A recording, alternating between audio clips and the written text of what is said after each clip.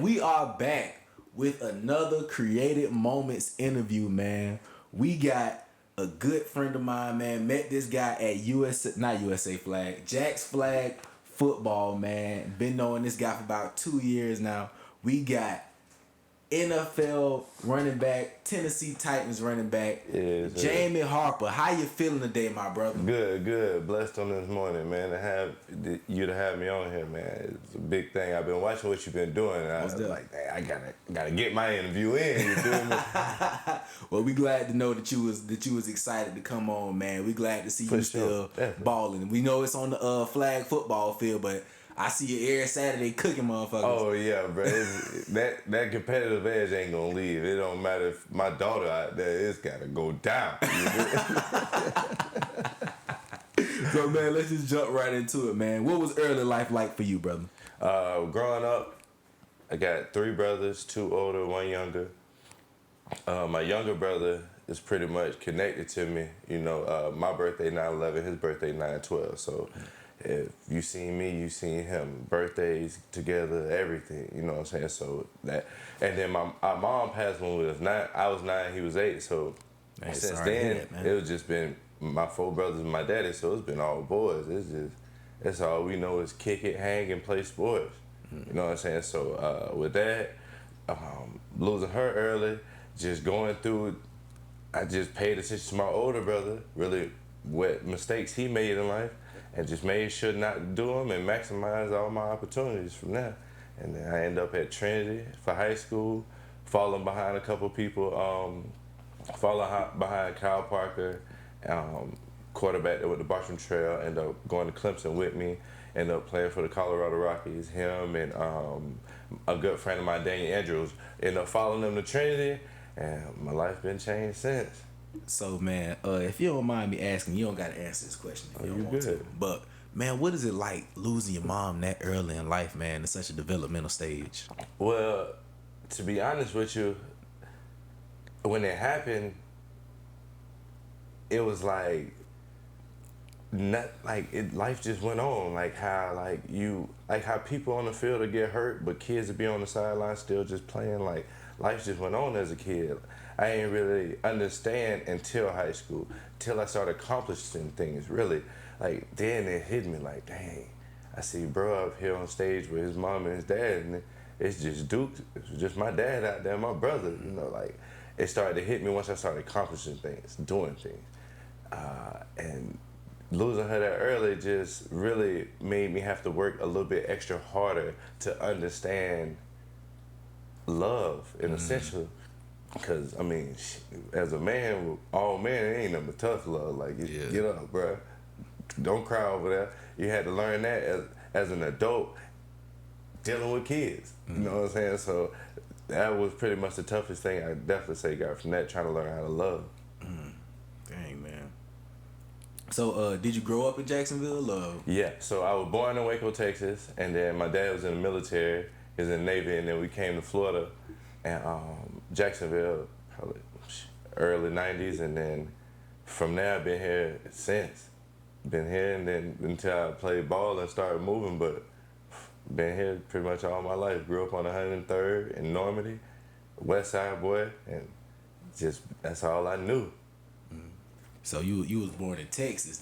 Man, it's something about y'all people from Texas, man. Y'all just find y'all way to be huge and either make it to somebody professional sports team, man. That's for sure. That's really what happened though. We go back to Texas every summer. Every summer we drive 16 hours from Jacksonville, Florida to Waco, Texas.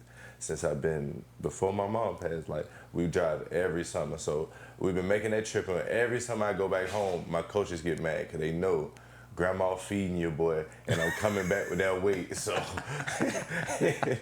for sure, it's something about that Texas. Hey man, so I know you talked about it earlier, but how did you end up at Trinity Christian? Did you get a scholarship to Trinity, or did you get put in? So like I said, I pretty much was on the tail coast of people. My dad worked 2 jobs. He worked for the bread company, and he worked at Texaco, the gas station. So with him having to spend all that time trying to make money, you know, to support 4 boys, we had to latch on to people, you know, especially people that had more than us and was willing to take us places. So Kyle Parker and the Parkers and Daniel Andrews and the Andrews, pretty much I was another son of them. And so wherever they went, I went. When Cooperstown, New York, played in the Little League tournament, that's one of the biggest in the world. Got a chance to do that with them. We done been all over I've been like 38 states playing baseball. Just hanging on to their coattails essentially. And it inspired, and they went to Trinity. The Cal Parker went to Trinity his freshman year. He ended up leaving and going to Bartram Trail because we wasn't throwing the ball. We wasn't throwing the ball at Trinity. We had Tebow before that. Tebow went there his freshman year, and we just don't throw the ball. Now they throwing it, but that's how I ended up going to Trinity. I ended up getting a scholarship through them, and they helped me out a lot. And them on the sports side, it just kind of spoke for itself. Gotcha. So hold on, J-Mo played baseball, man? Oh man, that's all. Because there wasn't no year-round football, which I really don't like or condone in year-round football. Anyway, that's a whole nother conversation. But yeah, for sure, baseball was my love, like first love. You could play all day, and it's just like exciting to be able to hit the ball as far as you can on a consistent basis and have people scared of you, right? It was nothing like it. But for sure, baseball was almost everything until I got to high school and figured out that high school football brought way more electrifying feelings that you just can't find nowhere else. Like it's just no other sport you can find that. Gotcha. But yeah, baseball was it.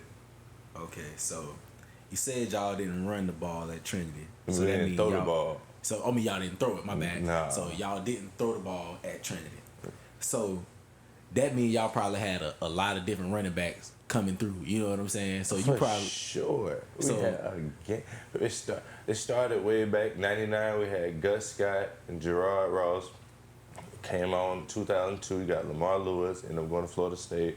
Then '04, you had Joe Townsend, and he ended up going to school in Texas. Dang, I can't remember that school. But then after that, it was me, Martell Harris, Andrew Bowie, Ahmad Christian, Rashad Knight, to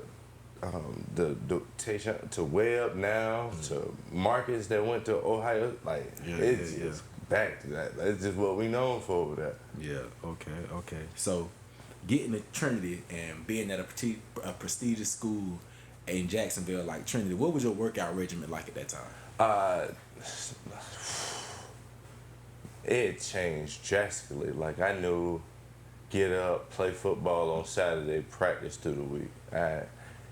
Then it got to high school. We had a real strength coach, Coach Derek Smith. Ended up being almost like a true uncle to me. But Derek Smith, like everything was down to the T. We had a workout book with your name on it for the week. It got your numbers, your max, or what you go. It's specifically for you. And that started in high school, 9th grade, getting up 7 in the morning and going to work out. All my cousins still asleep. I'm the only one going. You know, that started since 9th grade. And that ended up being daily. You wake up at 7, you practice, you work out, you get home at 12, you get a snack, you hop on that bicycle, you're either going to see females or you're going to play ball. Like, you on that Huffy and you get into it. So, okay. When did college coaches start reaching out to you? What was your first real deal? So, at Trinity, we had Coach Verlin Dorman. He's still there today. But, you know, you just don't know what you don't know. So, with him not really understanding the maximizing of, like, putting out film, because we had to do tape back when I first started. We was just converting over to DVD. But you putting out film and all that, that was kind of on your own back then. Like, I mean, he'll help you if you ask, but, like, just the way coaches are breaking it down for kids now and putting it all on that form, and like, we ain't really had that. So if he ain't go to, or he wasn't taking us to camps, like, to showcase it, just, we got this workout regimen that's top notch. We done sent people to college and the pros before, so we doing something that's working. So you know, he just didn't adapt until after I left. But we just had to get it from the mud. So to say that, I didn't get my first offer until my junior year. And that didn't come until I went to a camp and ran a 4.35 at 215 pounds. And man, Clemson offered me, and then after that, it just didn't stop. Hold up, you ran a what at what? Yeah, 4.35 at 215, and it just, I mean, the offers just didn't stop after that. But it didn't start. Clemson was my first one, my junior year. At the end of my junior year, that was the first one. And then I went to that camp, and it was like everybody except Texas. It was just something, my dad always put in my head. I never paid attention to it, but it was in his head because we from Texas that the state of Texas wouldn't offer him. But that's the only team that I know probably in my head that didn't offer me. Wow. Dang, man.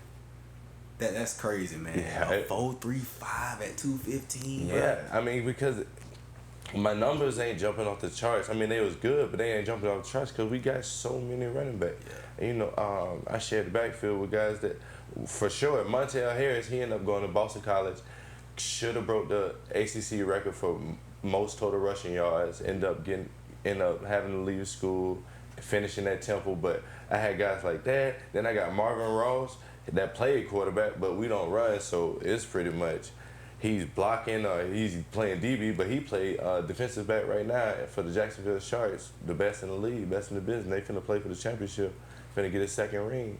Like, I played with guys of those calibers, so I'm touching the ball at most 6 times a game. That's it. Like, wow. I'm housing 3 of them, but like, that's it. Like, if we done by halftime, we eating sunflower seeds the second half.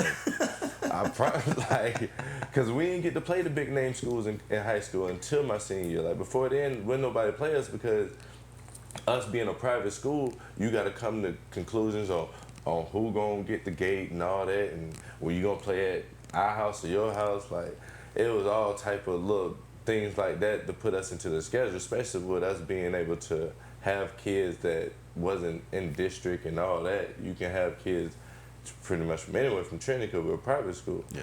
You know, a lot of schools really didn't want to play us back then. But First Coast did our senior year, and that was my most memorable game.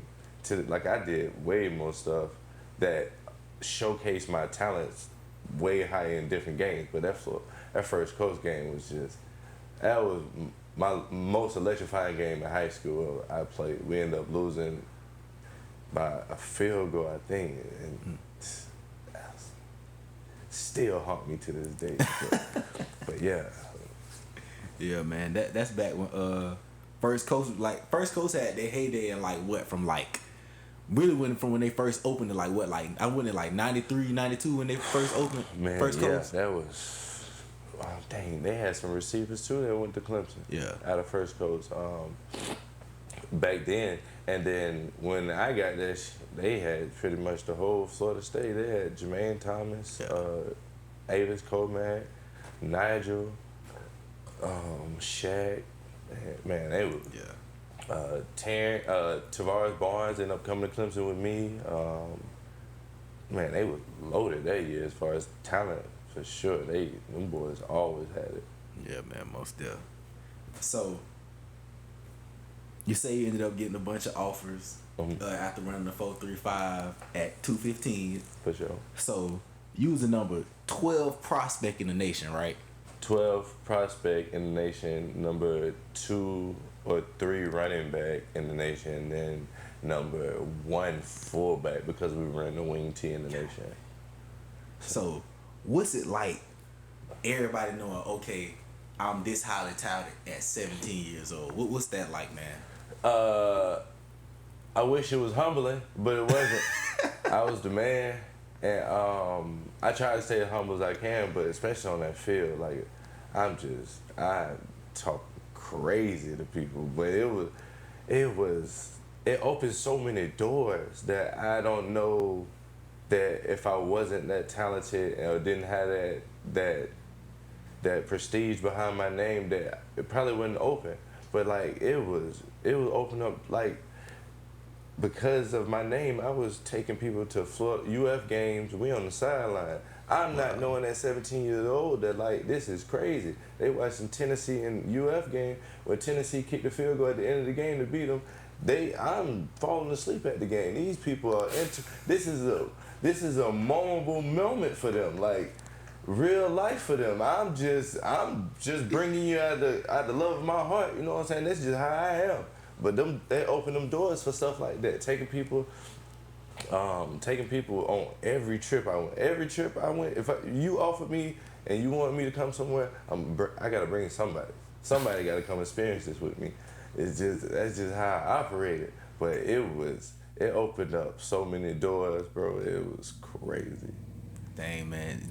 Let it be known right now that J-Mo had clout before clout was clout, man. Oh, he was bringing man. an entourage to his recruiting trips, man. Where you ever heard that? For sure, bro. I mean, like, if we had cameras back then like we had today, I'd probably be in trouble, but I'd for sure be viral. Ain't even no question. Heck nah, man. That's the first time we done heard that at Creative Moments. He done brought his whole clique. every time, bro. I'm bringing everybody. We are experiencing this together. Jamie brought when they say you go back and you got to go back and show the hood love. Now I'm taking the hood with me. I'm not coming back. But we getting up out of here. Hello, that's hilarious, man. So you say you had so many different offers, man. Mm-hmm. What made you commit to Clemson? So Clemson, honestly, it's kind of like, it wasn't like a just, bam, I'm going to Clemson. It really started off with, in my head, I was committed to Illinois. They had Coach Dish, they had Juice Williams, they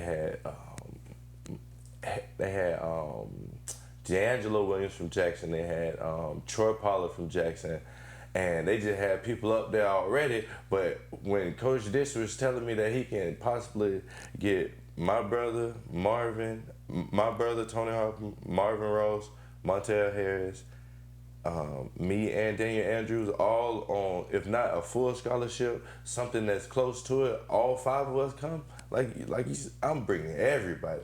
We gone. So that, in my mind, it was Illinois the whole time. Then we got a little closer, and people just started, I'm going to say, weeding themselves out. My little brother ended up getting in trouble, so he was off the list. Then Montel knew he could be the man at Boston College, so he went and did it.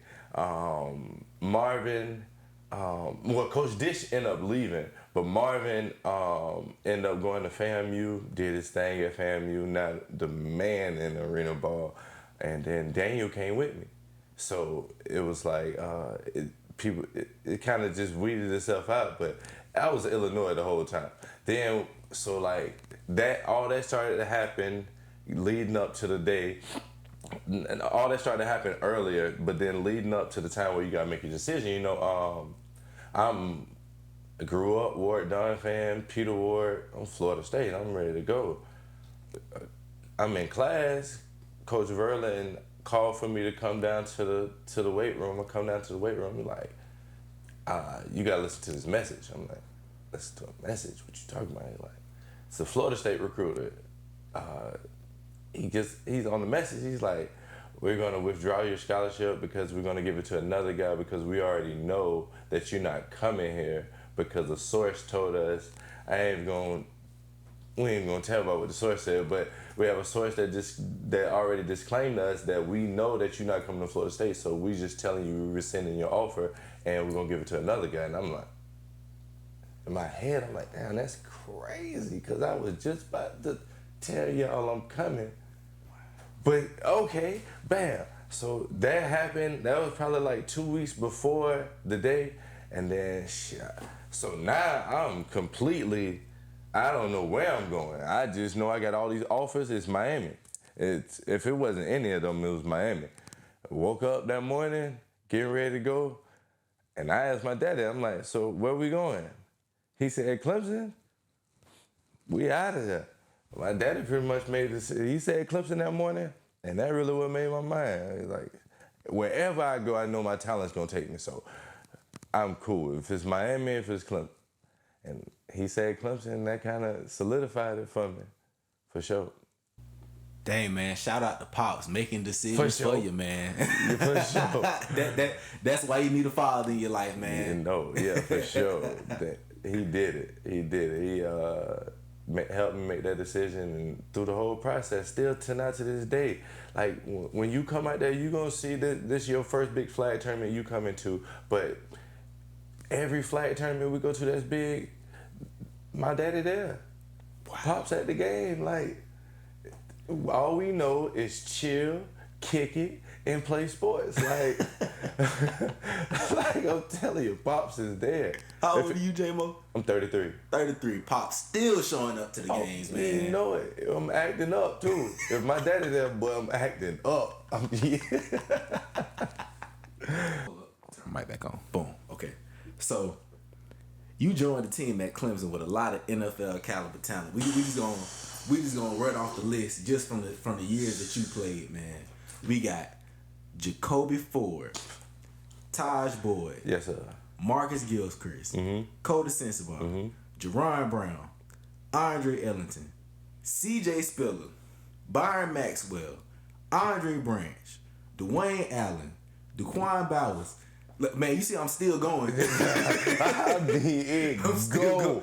Jonathan Meeks, Vic Beasley, D-Hop, and Bashad Breeland, man. Them just the dudes that went to the NFL off the team, man. For sure. What was your mindset going into camp at Clemson? Right. So my freshman year really woke me up because, like, you just named so many guys, but my freshman year, a lot of guys senior year, which is Cullen Harper, Michael Hamlin, James Davis, Chris Clemens, Jock McKissick, Hale Rail. We had so many guys, but like that's what really made Clemson. Just the way that the chemistry was bonded, bro. It was so much love in that orchestrated football mesh that it just, we all pushing you to the max.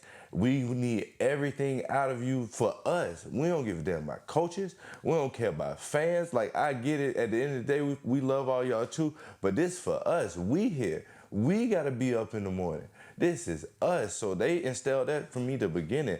We got a cat named DeAndre McDaniel, which is probably, I'm biased when I talk about people. He's probably the best athletic person I've ever been around. Like, from any sport to anything, like, he's that guy.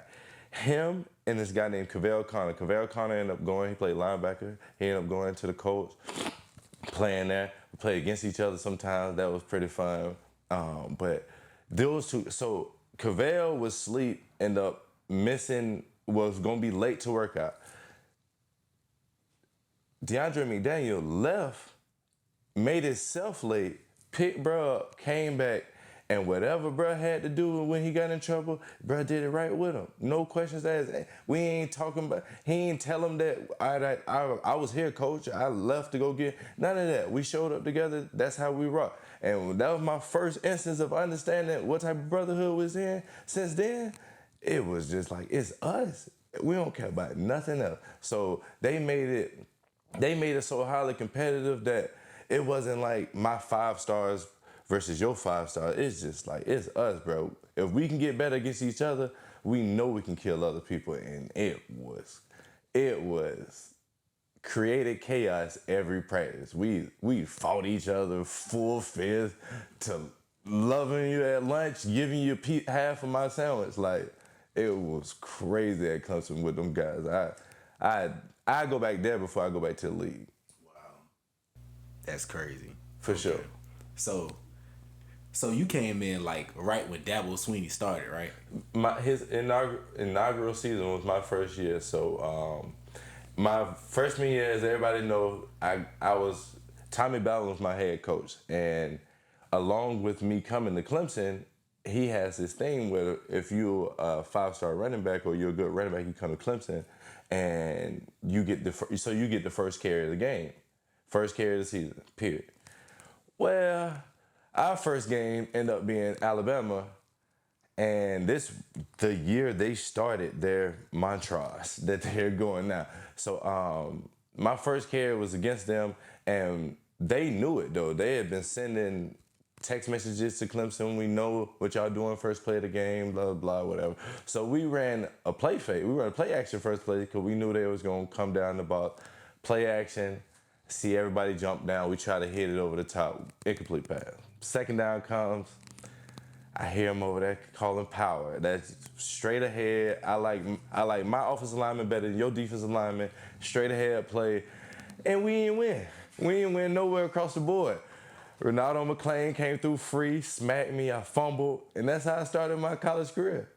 Dang, man, that's crazy, bro. That's how I started my college career. And then from there, like, there's nowhere but up from there. Like, no, we ended up losing 47-6. Only time we scored, CJ spilled a house to kick return. Like, it was nowhere else but up from there. That's how I started it. And then and I ended up finishing it with a bang, being drafted 4th round to the Titans and pursuing out a dream that literally 1% lives. So, Man, that's crazy.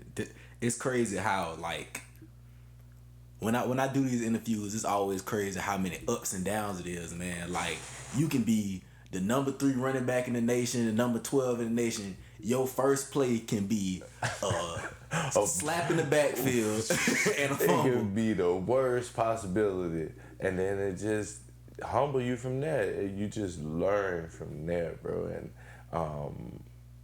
like you say, just being around, you named all those guys, and really who lit a fire up under me my junior year was Andre Ellison. Like, I'm in the room with him every day, and we just kick. That's my brother, and we just kick it, everything. But like, we never really, because we was only around each other for 3 years. Real brothers. I haven't been blood brothers. I haven't been around all my life, so they know what I'm capable of. Like, you truly, like, now he'd have been around my 3rd year. He like, bro, I know what you got in the tank, bro. Like, he ain't giving me a hoe.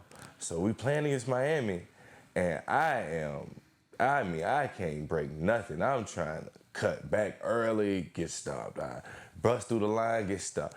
But bruh is breaking them. I mean, he take a screen to the house, kick return to the house, bust a inside zone. I mean, he is going crazy. I never forget, we did a little handshake, come to the sideline, bro. I say, God dang, you gonna let me go to the league by myself? He got that little geeky talk. You gonna let me go to the league by myself? Damn. And from there, after that Miami game, it was on. I mean, I'm working out twice a day. I am losing weight. I'm eating right. It was on, bro. I lit it up. I made it a fact that you ain't going by yourself, bro, for sure. But yeah, right, I go back to Clemson in a heartbeat. Man. Yeah, you really need that competition in order to drive you to get to the next level, man. Like, everybody, like, I get it. People want to be the man. Like, if I had half the carries Derrick Henry had in high school, I'm literally, I say this with a straight face. Half the carries that Derrick Henry had in one season, I would have broke so many records, bro.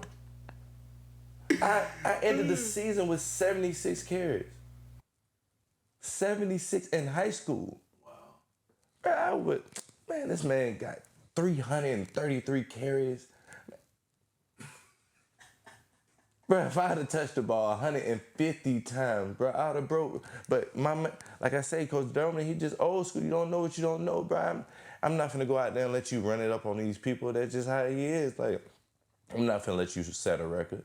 Like, we ain't thinking about that. We ain't thinking about being rushing, being the most team with the most running backs to set the most record. Like, we ain't thinking like that. We thinking football. We came out here to do a job. We whooped you. All right, let me get them out the game.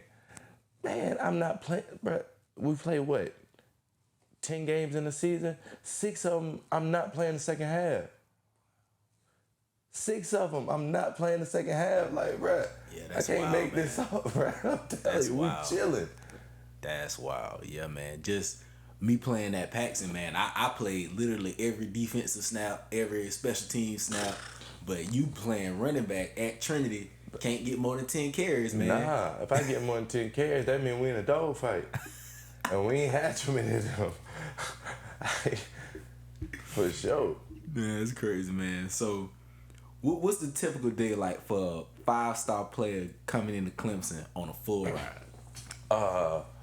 Well, Clemson is a very small town, bro. So like, it's literally just the college there. So getting there, you had to make. I mean, you made friends with other sports because that's the only people that's on campus, especially in the summer. Because we get there during the summer.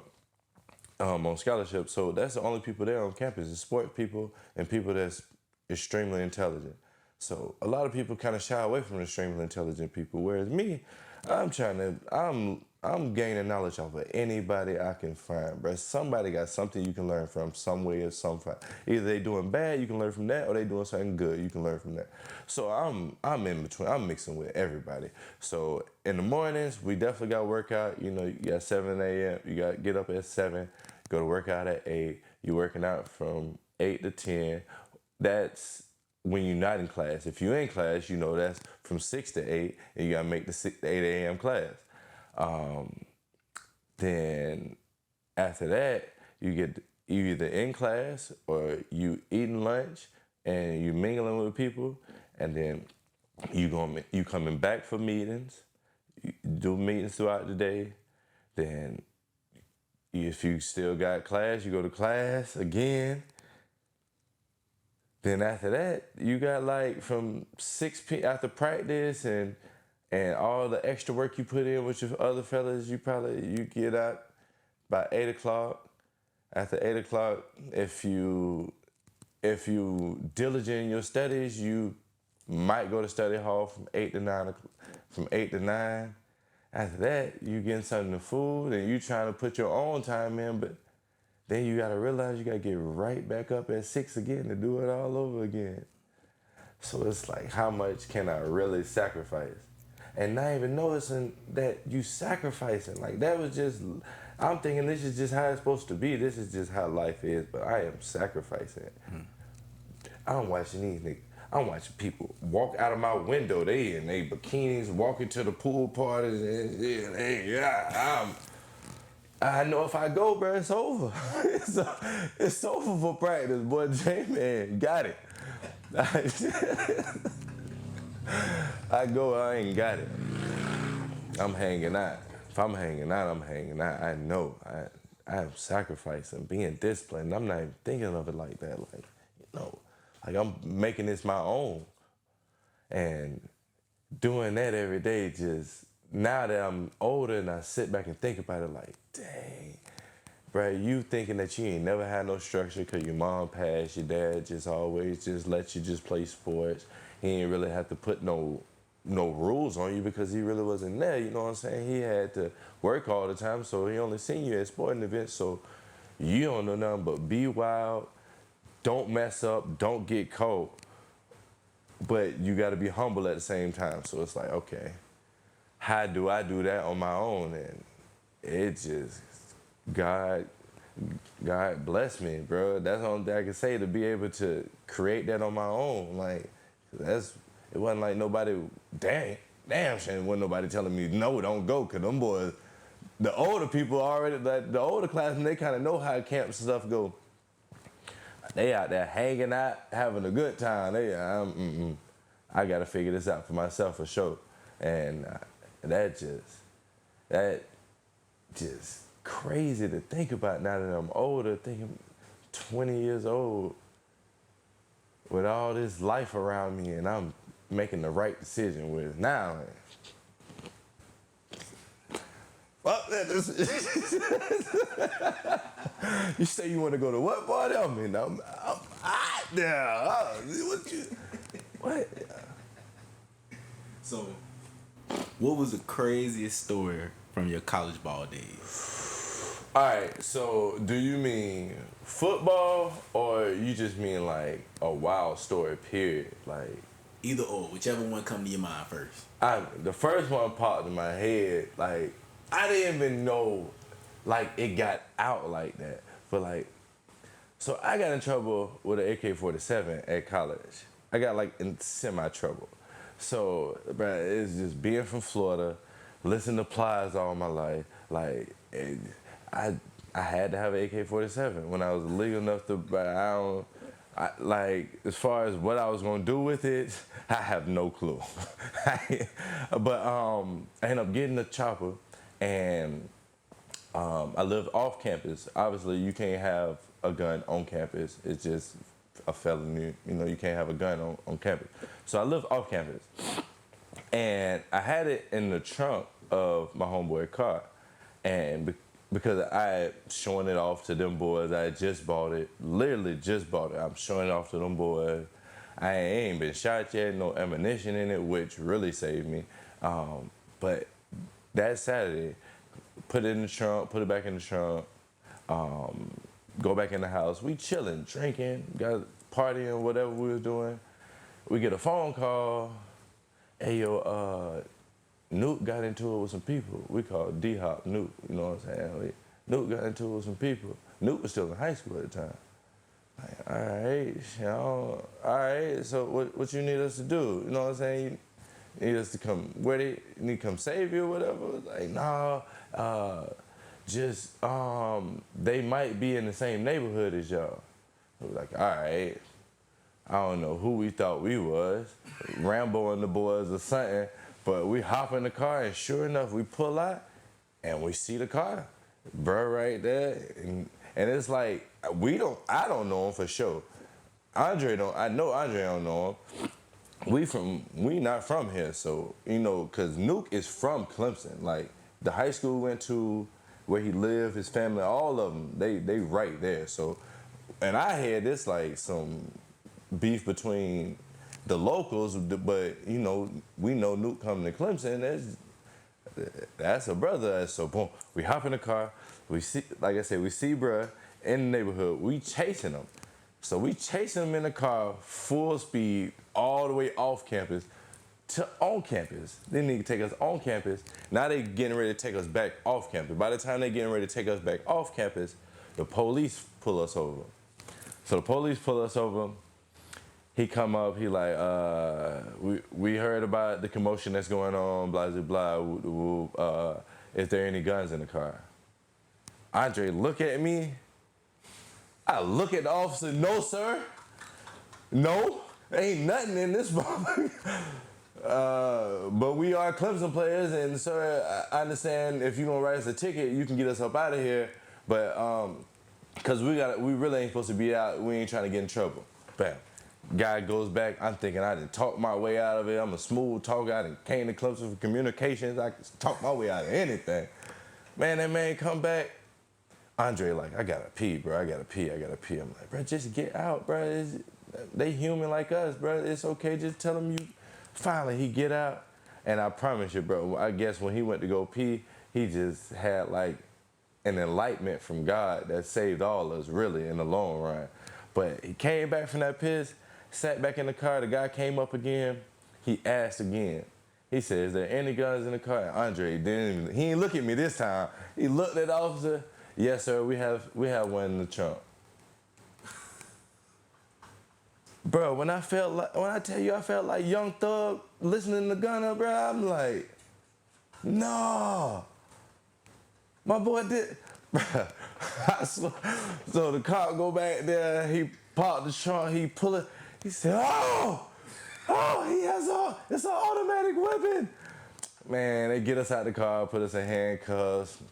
I tell them it's mine, they take me down, giving them a McDonald's double cheeseburger and fries while they doing all the investigation. This where it get a little crazier. So that's Saturday. Sunday, they let me out. I go to my dog Rashad Hall. He from St. Augustine. He went to Clemson. He's still up at Clemson right now. He doing a phenomenal job with them boys. He's helping. He's a transitional. He's helping them boys from college to real life. Cause normally, colleges just kind of put you out there and you got to figure it out. But he know that and been through it, so he's helping them boys. So anyway, we go to Rashad's house and it's just not looking good. I looked at brothers like a mentor even then because he was different. He always spoke, carried himself different. So I go over there and get some advice from bro, like, I ain't looking good, bro. You know what I'm saying? You might well call your daddy, go ahead and tell your people you might have to come home, figure out another school. I call him first before I call a coach, assistant, a lawyer, anybody I can even. I call Pops. Pops like, he ain't never been in no situation like that. He ain't never been in trouble. He ain't never, you know what I'm saying? So he just like, well, whatever they tell you, you just gotta live with it.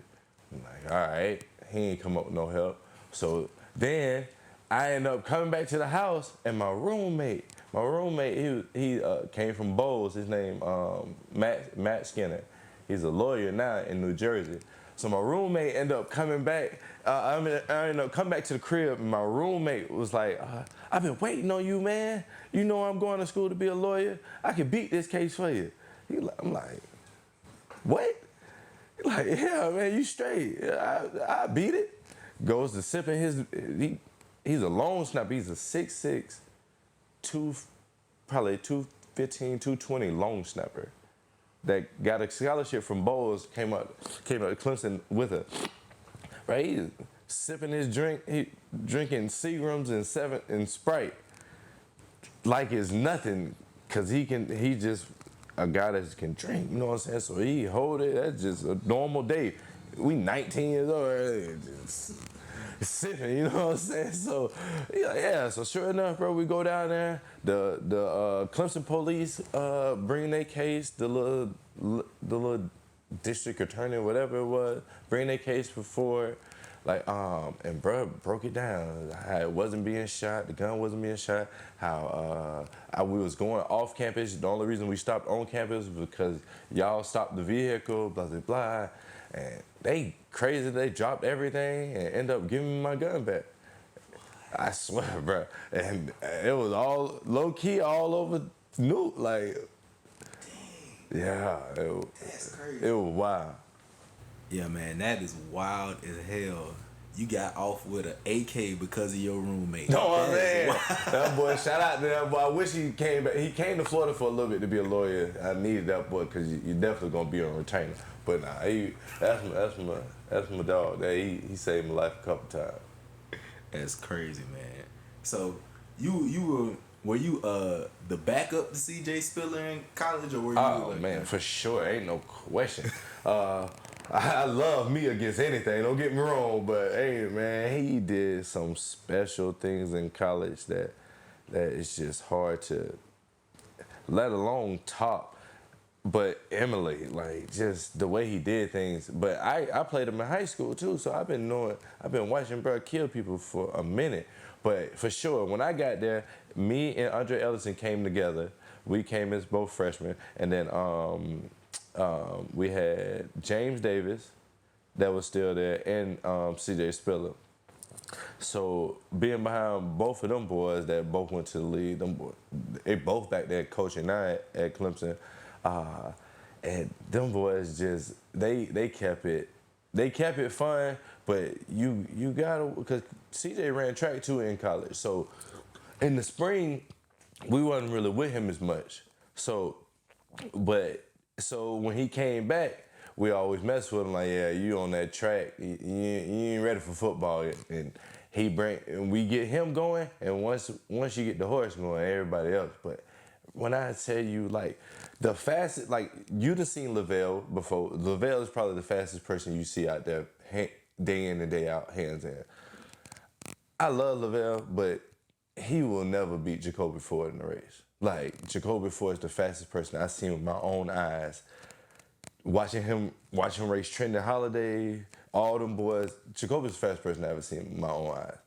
But on the football field, Spiller, it was like, between him and then going to Chris Johnson in the NFL, it was, but it's like, because I can move to be big, like, and I know it catch people off guard, but like you know he's finna run fast. So you gotta put your might in it and you still have no chance?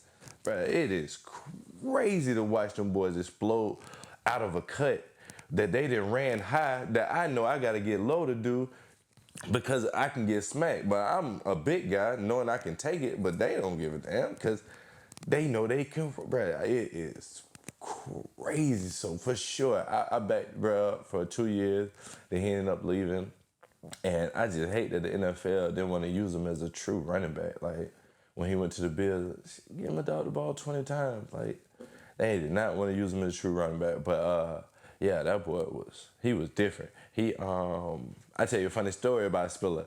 So, CJ Spiller real spiritual. You know what I'm saying? Like, if you ever see the eye black on his face, it's his church. It's of his church back in where he's from. In Lake City, Lake Butler down the road. So he's real spiritual. So before the games, after he gets tapes up, he puts anointment oil on his body. You know what I'm saying? Like, it's just a spiritual thing with my brother. You know what I'm saying? He puts anointment on. So I watch him put on, like, I'm a people person. I'm watching everybody. Like, when I seen you out there with the camera, I came up to you like, hey, bro, I see what you're doing. That's just me. You know what I'm saying? I want to know everybody vibe that I'm around. So I know, oh, you want some BS. I know, okay, bro finna act up. That's just how I am. But anyway, so I see bro put the anointment on, so I'm watching. That boy went out and rushed, like, I think he rushed for 212 that game. It was in the 200. Like, well, I don't know what this boy, that boy put that anointment on the second game, went to the bathroom, put some of this shit on too, just in case, boy, it might be something extra in it. Boy, it ain't helped me though. It must be a heathen or something. I went down on kickoff and got smacked. It didn't help me. Man, that's crazy, man. He was putting on real deal, like the little anointment oil, like they come in a little bottle. Right, it's in a little bottle, got a little thing at the top, pull it out. You know what I'm saying? My dog put it on. Like, I mean, and get busy out there. That's crazy, man. So before we even get into anything about the NFL, man, where did the front flips in the end zone come from, man? What made you start doing that? So at Trinity, like I said, Coach Dorman was just old school, you know. Do what you're supposed to do.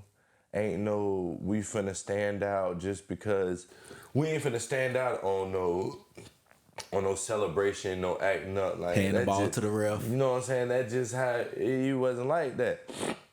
But we lost in the third round my freshman year. My second year we ran to CJ. My sophomore year in high school we ran to CJ Spiller, and that boy put it on us. And then so my junior year I'm like, bruh, we gotta bring a different swag. So my junior year we ended up going 11-0. The whole team got hoodies with 11-0 on it. Like, we swagging. So coach finally seeing us swag a little bit. He didn't loosen the reins. He just started letting us do things in practice. So like I break because we weren't allowed to do it in practice either. Like I broke in practice one day. And I just like dove forward and I was like, damn, I might be able to land it. All right, then Montel Harris goes right down and he see me and I come back and I tell him, I'm like, I think I might have landed. I could have landed that. He like, I'm gonna try. So he like broke it, he practiced, broke a little drill, went to the end zone and he landed and I was like, all right, now I gotta. So then I ran and I tucked it and I completely, oh yeah, it's going down. First time I break, coach gonna be hot. So we were playing Episcopal in high school and I broke for like 60 yards and you can see me on camera, I'm like looking back, flipped the ball, did it. Everybody's like, you hear the crowd, like, cause we at Episcopal, you hear the crowd like, cheering. You see me do the front flip and it's just like, huh?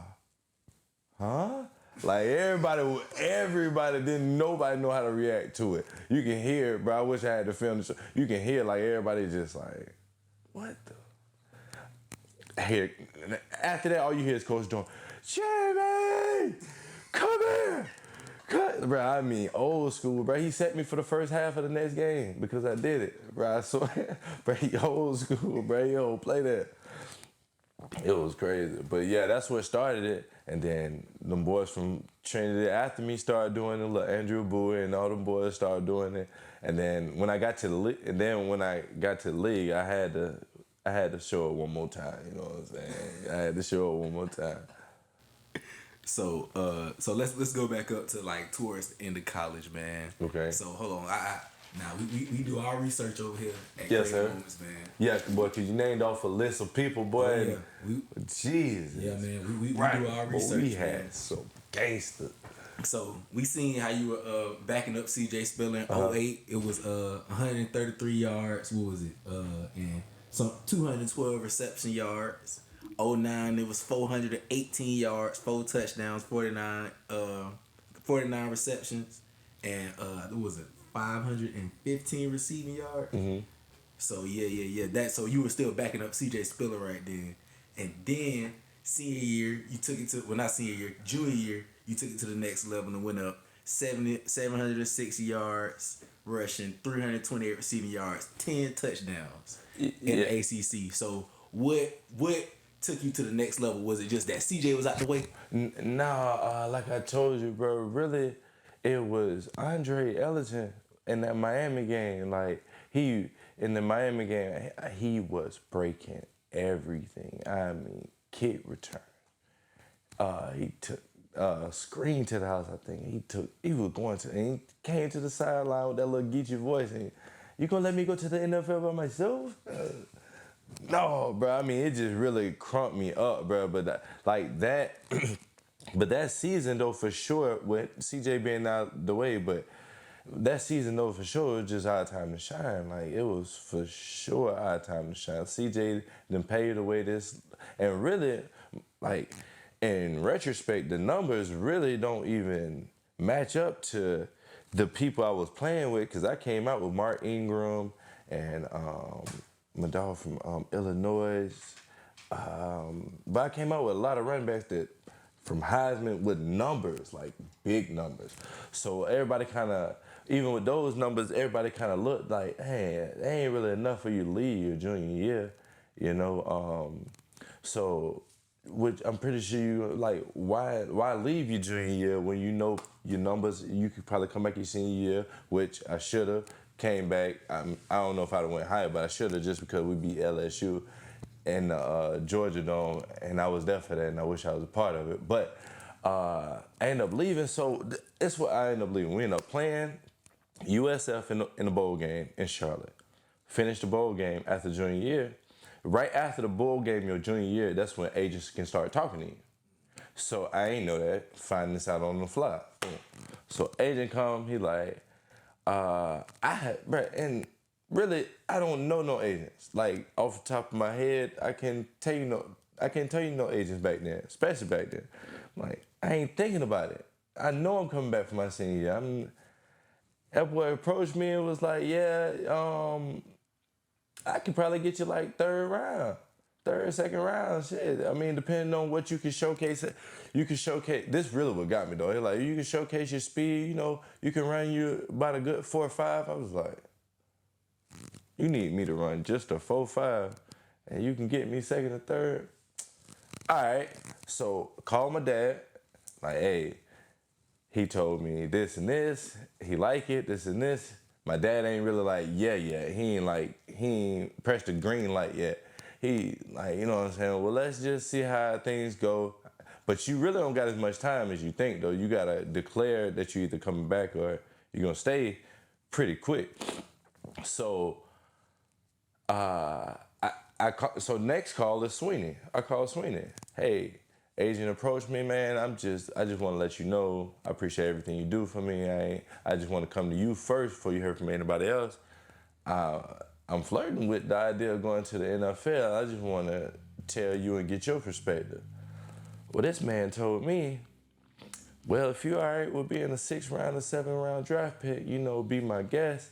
But what we building here is a dynasty. I'm bringing in a new coach. He's gonna change it. Yada yada yada. We got a lot of stuff for you in store. But if that's your decision, you just gotta live with it. And I was like,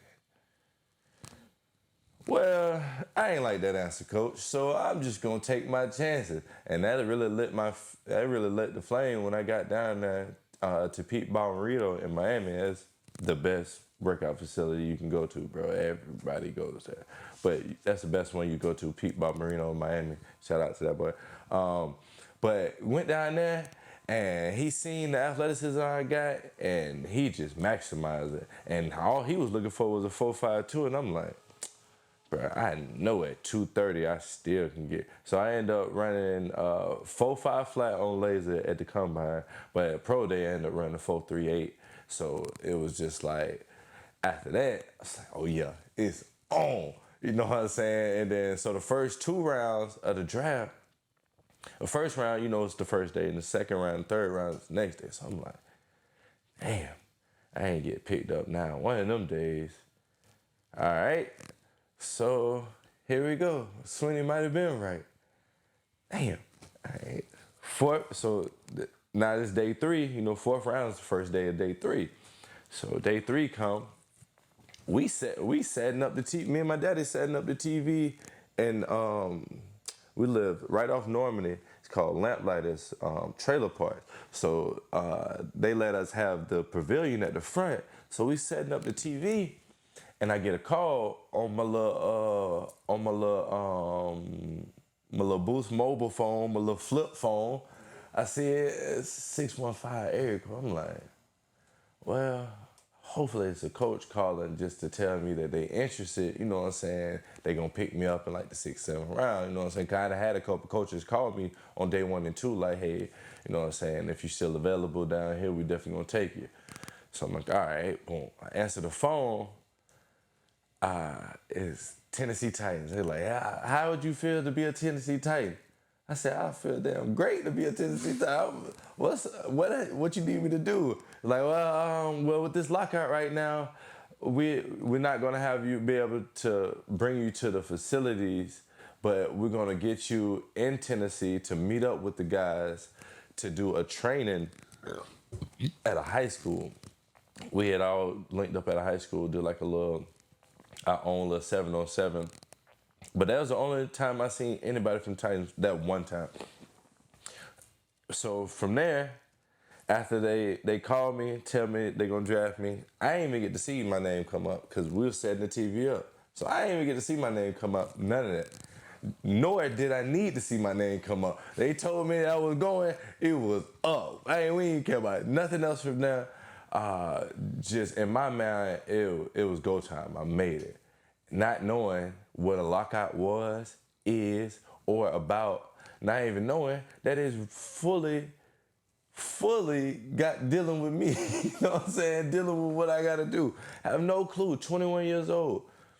I signed for $400,000, making no less than $400,000 a year. You know what I'm saying? So like that was just making the money. $400,000 was just to sign my name. So I'm seeing, I went from Pell Grants, that's $2,500 that I'm busting down, sending back home, and half of myself, maybe $1,000. I'm thinking I'm doing something to 400 racks in the bank.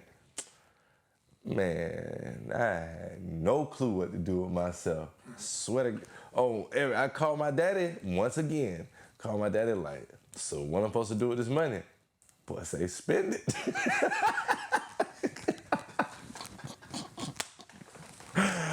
Make a long story short, boy, that's why I'm broke now.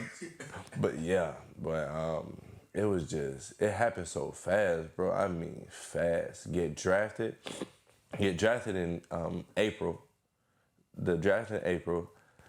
We didn't, preseason start middle of August. I think we got to camp right now time. I got to camp 2.5 weeks before we played our first preseason game. To anybody, 2.5 weeks, get out there. Then at this same time, Chris Johnson holding out, so he not there.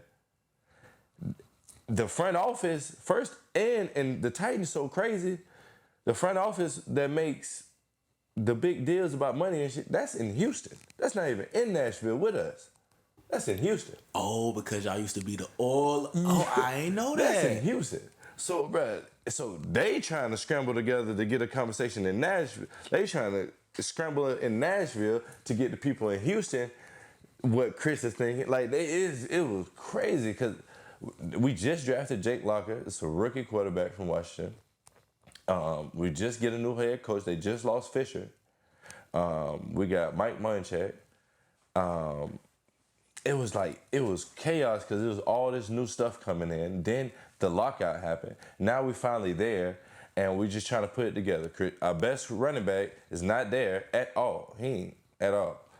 So it's me, Javon Ringer, Herb Donaldson, and I can't remember who the other kid was, but it ended up being Darius Raynard, and that boy a freak of nature. But our coach was just so old school, bro. He was old. He's a Hall of Fame lineman. Coach Munchak, a Hall of Fame offensive lineman, but he just old school, bro. Old school to death, like. Dang. But anyway, so, bro, it's just chaos. 2.5 weeks. Chris Johnson not here. We got a rookie quarterback that we just drafted. 2.5 weeks to our first preseason game. All right, Javon Ringer from Michigan State, Animal. He come in, first game, get hurt. Hurt his knee. Oh, okay. Played the rest of the game. Boom. Now I'm like, I start for the Tennessee Titans now. Like, I'm the starter. Know what I'm saying? In preseason, like, I'm all right. Boom. Play St. Louis Rams. Get busy. Should have had $1. I almost had 100 yards. Should have had $1. But all purpose, I think I had $1, but just rushing. I caught a screen. My man, I tell you about Herb Donaldson that played running back with us. So Javon hurt. So now me, him, 1 and 2. I heard them call a play call. They call a screen. Like, hey, this play, bro, be ready, because I ain't coming back. If I'm either going to the house or when I get done, I'm coming out.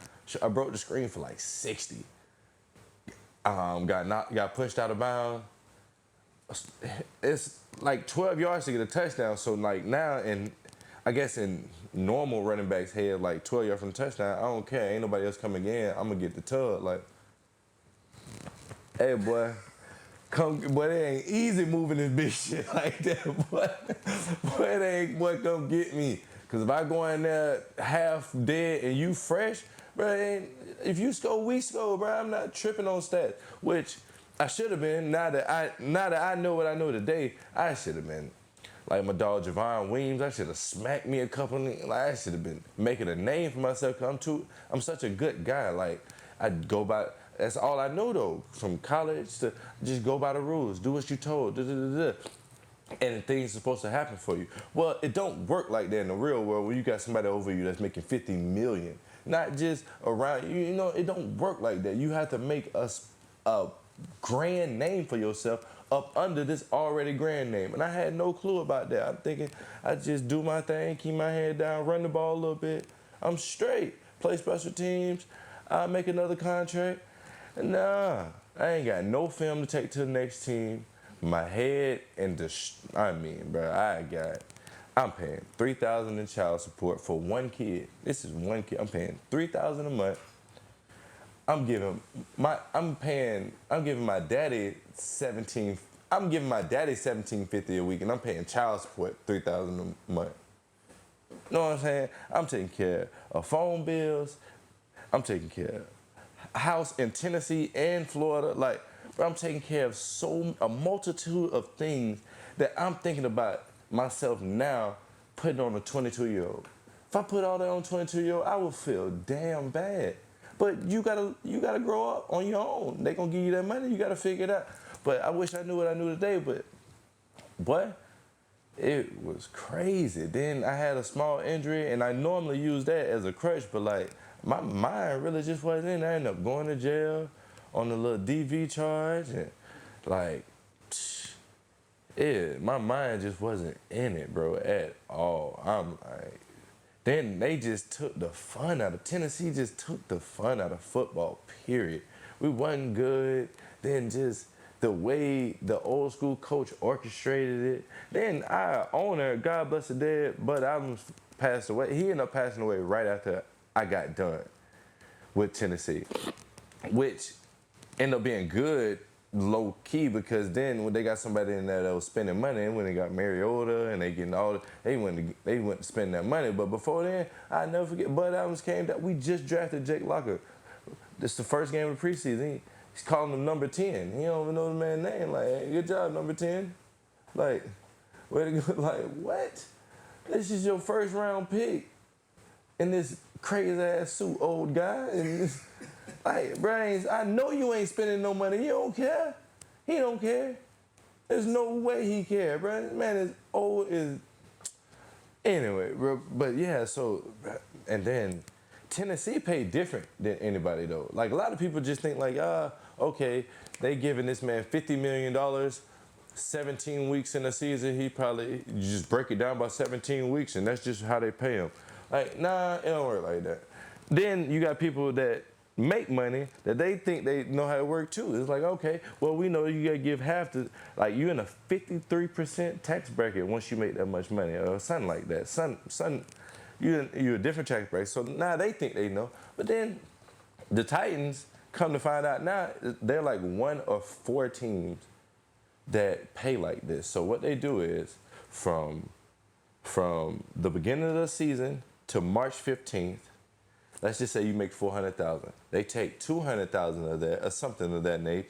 They take $200,000 of that and pay you out that from the beginning of the season to March 15th. Then at March 15th, they got to pay you out all your contract. So then that's where your other $200,000 come from. But now that $200,000 is getting a 53% tax. You know what I'm saying? Now, which is good because you're getting paid all throughout the year. Because a lot of teams only pay you 17 weeks out of the season. Get it, and then we'll holler at you when you make the team again. Like, you got to make the team again every year. Like, I get it. You see people get contracts for 5, 6, 3 years. You got to make team every year. It don't matter about what that contract say. There's legalities to everything. They get you up out of there. Damn, man, that's wild. So I remember you talking about your contract, man, and how much it was getting $400,000 just going from breaking down Pell Grants to $400,000, man. Right. So over here at Creative Moments, man, we like a pocket watch, man. For sure. What did you spend that money on when you first got it? What was the first check where you was just like, all right, I'm finna blow it? And what did you blow it on? Well, for Creative Moments, I'm gonna keep it a buck. Ain't no first check. All checks got blowed. That's first. They got blowed. But, bruh, I mean, so we'll go back to my agent. My agent was Drew Rosenhaus, the best agent in the business. Not even knowing that I'm signing with the best agent, I'm just like, yeah, I'm going to make a chance on the fact that my coach just tried me. I feel like I'm not even knowing I got the best agent in the world. Drew Rosenhaus, he probably represent most of the people you love in the NFL. You know what I'm saying? So anyway, he give me 50 racks off the dribble just to come down. You get 50 racks in your pocket. We're going to give you 2 bands a month.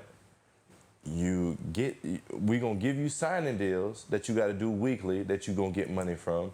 And then come on down here, and we got a trainer named Pete Bomarito that's going to train you from Monday to Saturday. Sunday you get off. We're going to train from 6 to 6. We're going to give you a rental. We're going to give you a phone. And we're going to put you in the Soleil on Ocean, beautiful hotel, condo, and you chilling. All right. So you ain't got to pay for nothing. Man, I am flying first class to Egypt. I am flying people to me first class. We going to Club we going to Club Bed. We in the casino.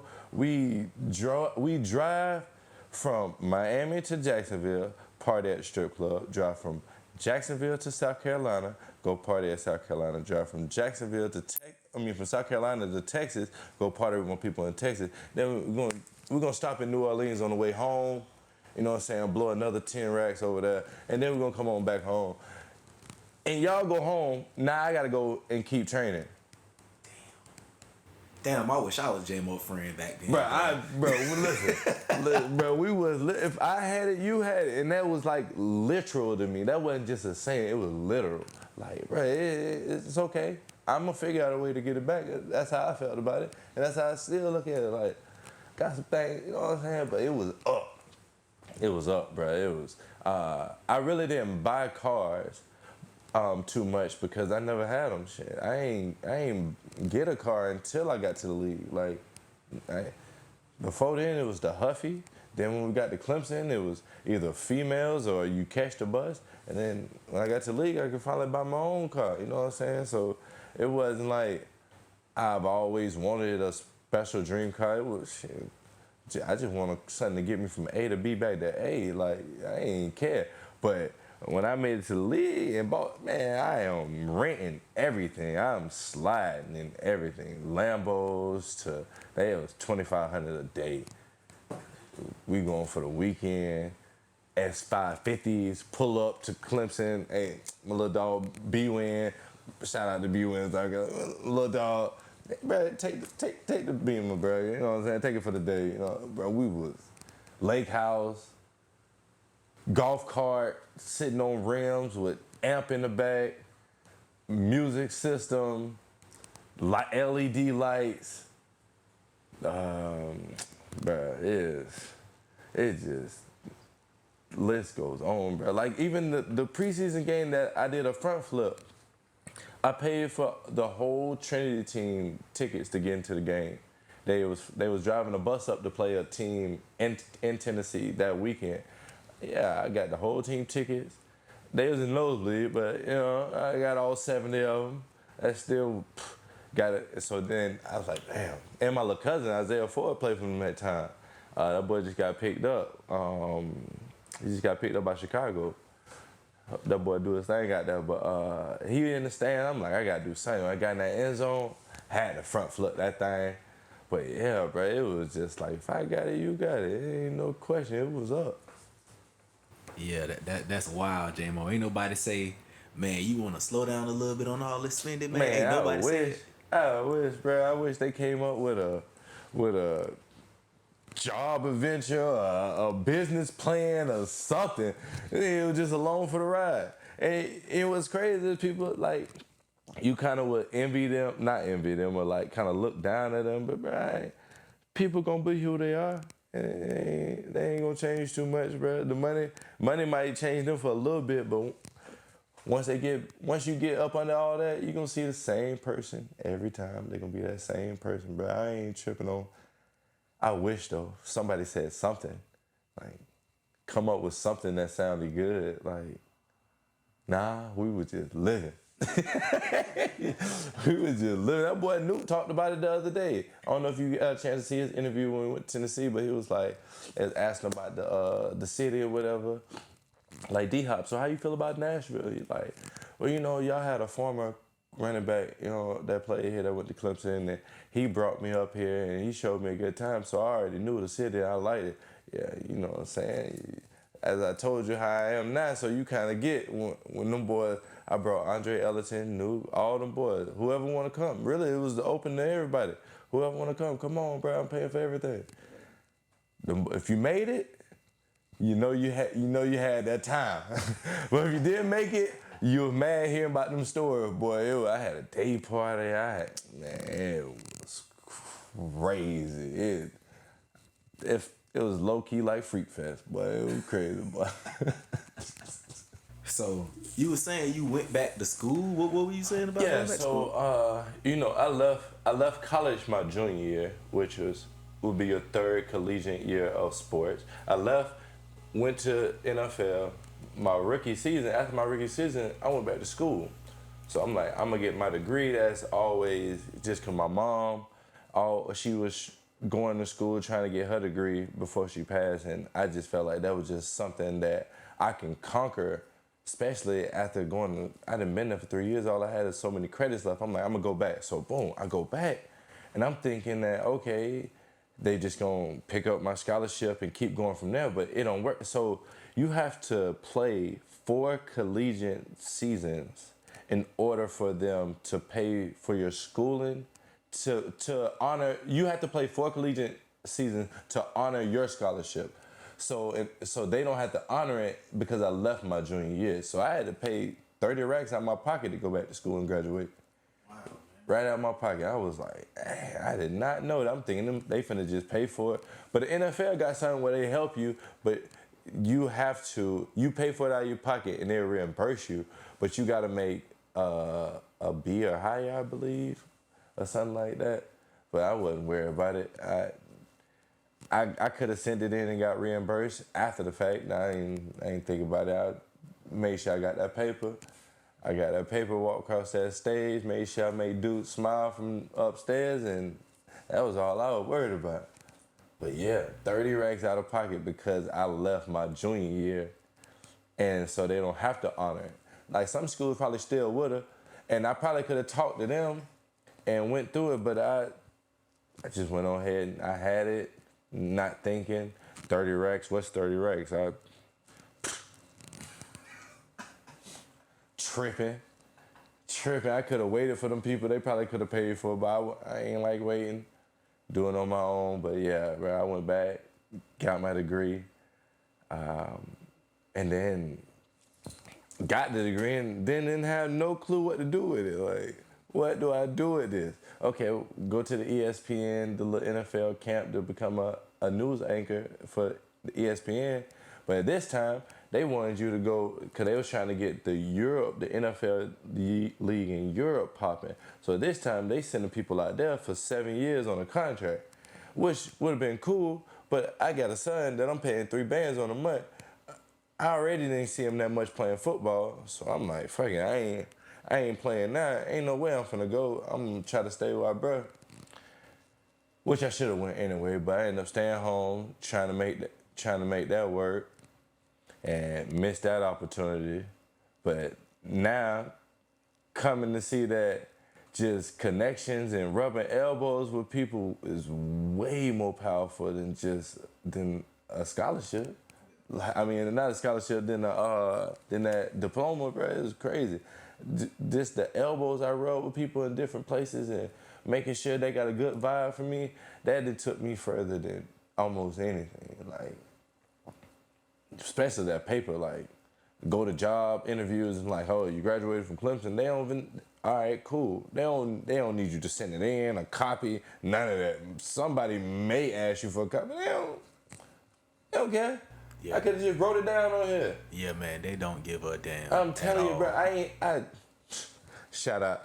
I just got a driver's license, bro. I've been driving on suspended license for like 8 years. No cap. No cap, bro.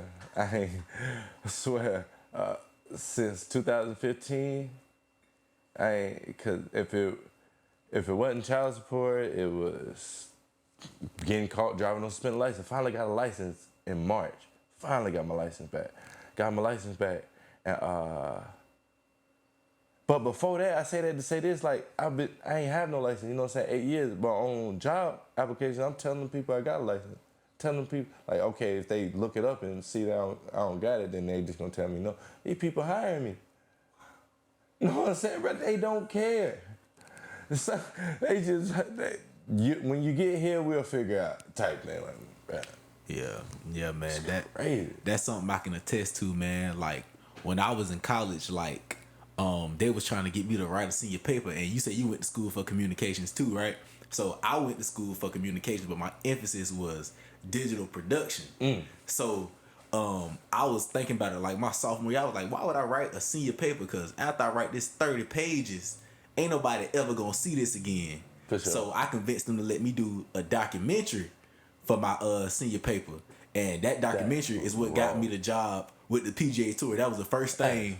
That was the first thing they mentioned in my interview. Was bro, I wish I would have thought of that, because I damn sure wrote that 30-page paper, bro. I wrote it on Spartacus too. You ever watch Spartacus? Bro, I wrote it on Spartacus, bro.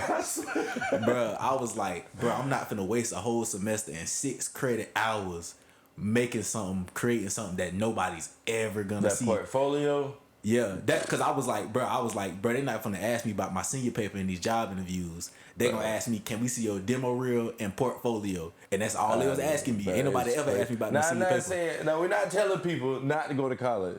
That's not what we're saying.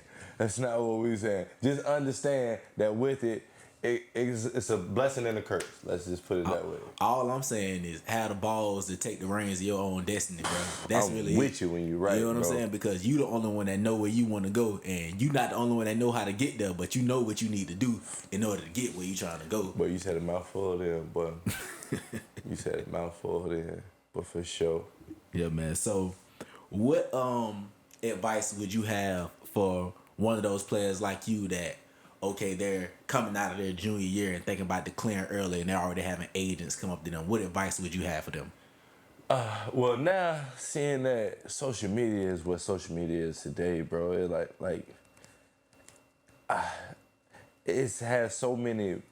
Just like I just said, a blessing and a curse, bro. Social media the same way. Like everybody know it can be used right, the right platform. You get to see things, you put stuff out. It can be great, and then it can also be bad. You know what I'm saying? You post something one time and people are talking bad about you, and then all of a sudden now your pride is touched on yourself, and now like, you know what I'm saying? So I say that to say that like they research is way more accessible than it was for us. But you know what I'm saying? Like I would have had to go to the library, look up stuff, write it down on a paper, or pay for it to get, like, you know what I'm saying? Like they assess it's right in their hand, bro. So just truly, it don't.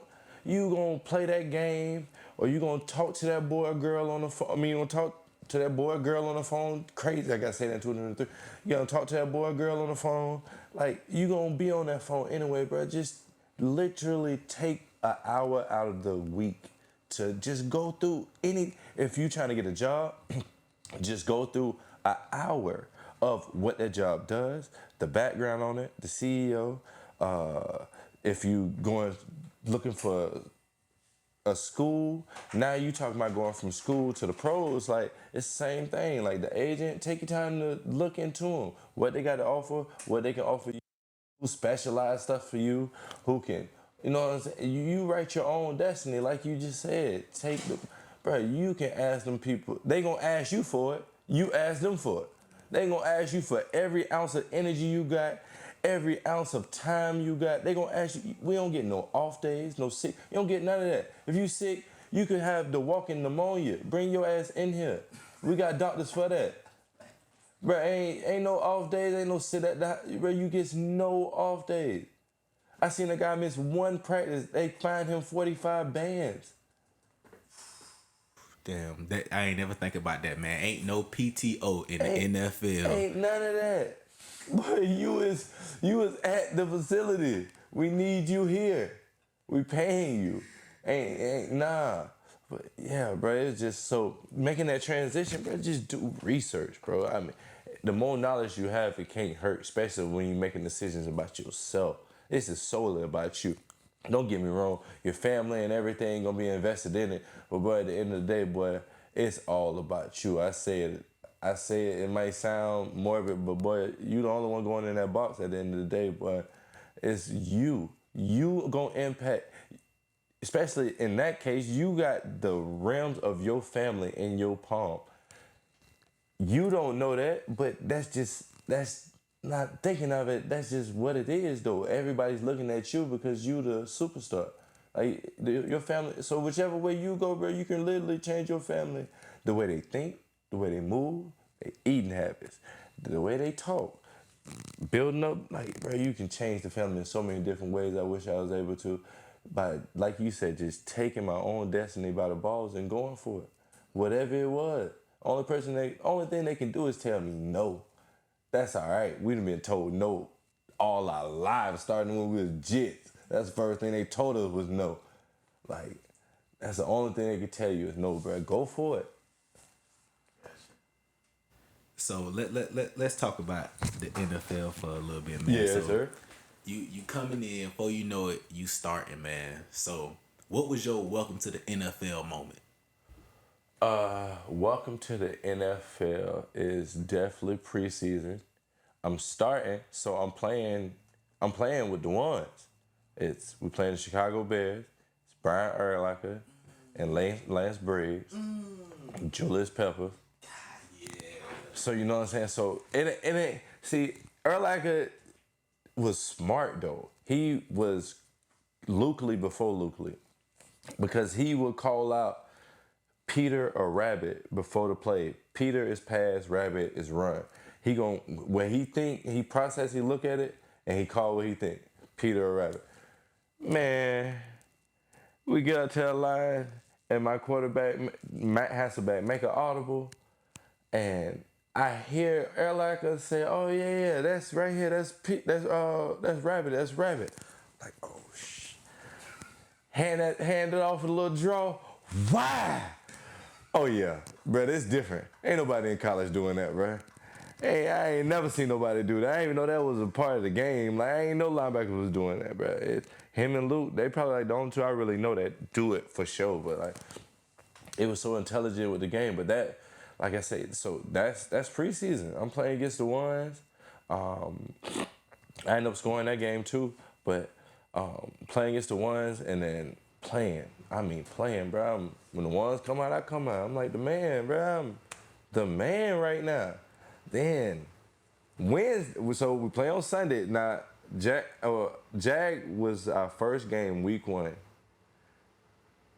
And no, it wasn't. No, it wasn't. The Patriots.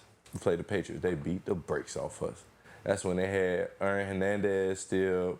God bless the dead. Oh my God, that boy was nasty. But they beat the brakes off us.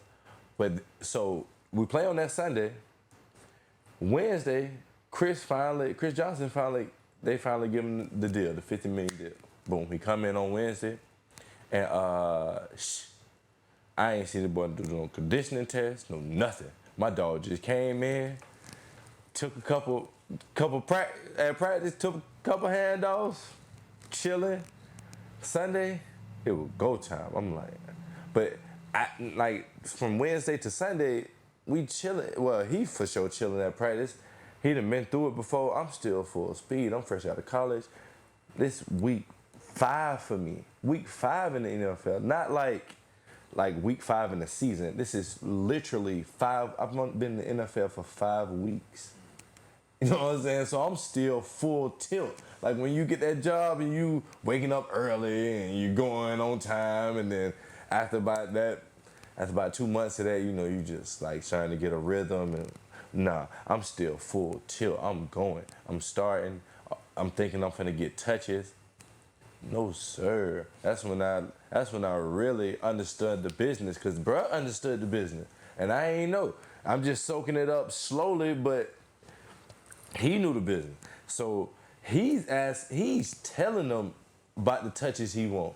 Like, nah, they like a series, they like, we want our coach would come up and he's like, Jamie, you going to game next series. I'm like, all right, bet.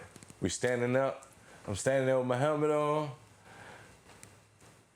CJ walk out there, putting his on. I'm looking at him, looking at coach, look at him, look at the coach. And he just keep walking like, look at the coach again. Coach finally say, hey, yeah, CJ. He said, I'm going there. Coach say, okay. No burn for you, boy. I'm telling you, bro, our coach is old school, bro. Like, he's 50, he make more money than I do. What I'm supposed to say? And I'm like, well, for my sake, you should have said something. But then at that time, I'm like, all right, I see what you're saying. I get it. Cool. Man, I wish I'd have knew what I knew now, bro. I'd have been in that, acting up, raising something. Somebody gonna hear me. Man, you can't act up on CJ2k. That was fresh CJ2k, man. No, not him. I'm not talking about him. He's cool. He got to get what he got. We were both being at the same time. Something. Boy, I need something. I got to touch this rock. Y'all tripping. Y'all got to put me in the same time or something. Something got to happen, bro. I got to touch. I mean, my dog wanted. I mean, he putting up stats, numbers. He was chasing stuff. I'm still in that mindset. I just want to win. I just want to win. I don't care about none of that. I don't really got no incentives In my contract, as long as you play, you get incentives. Like, all right, cool.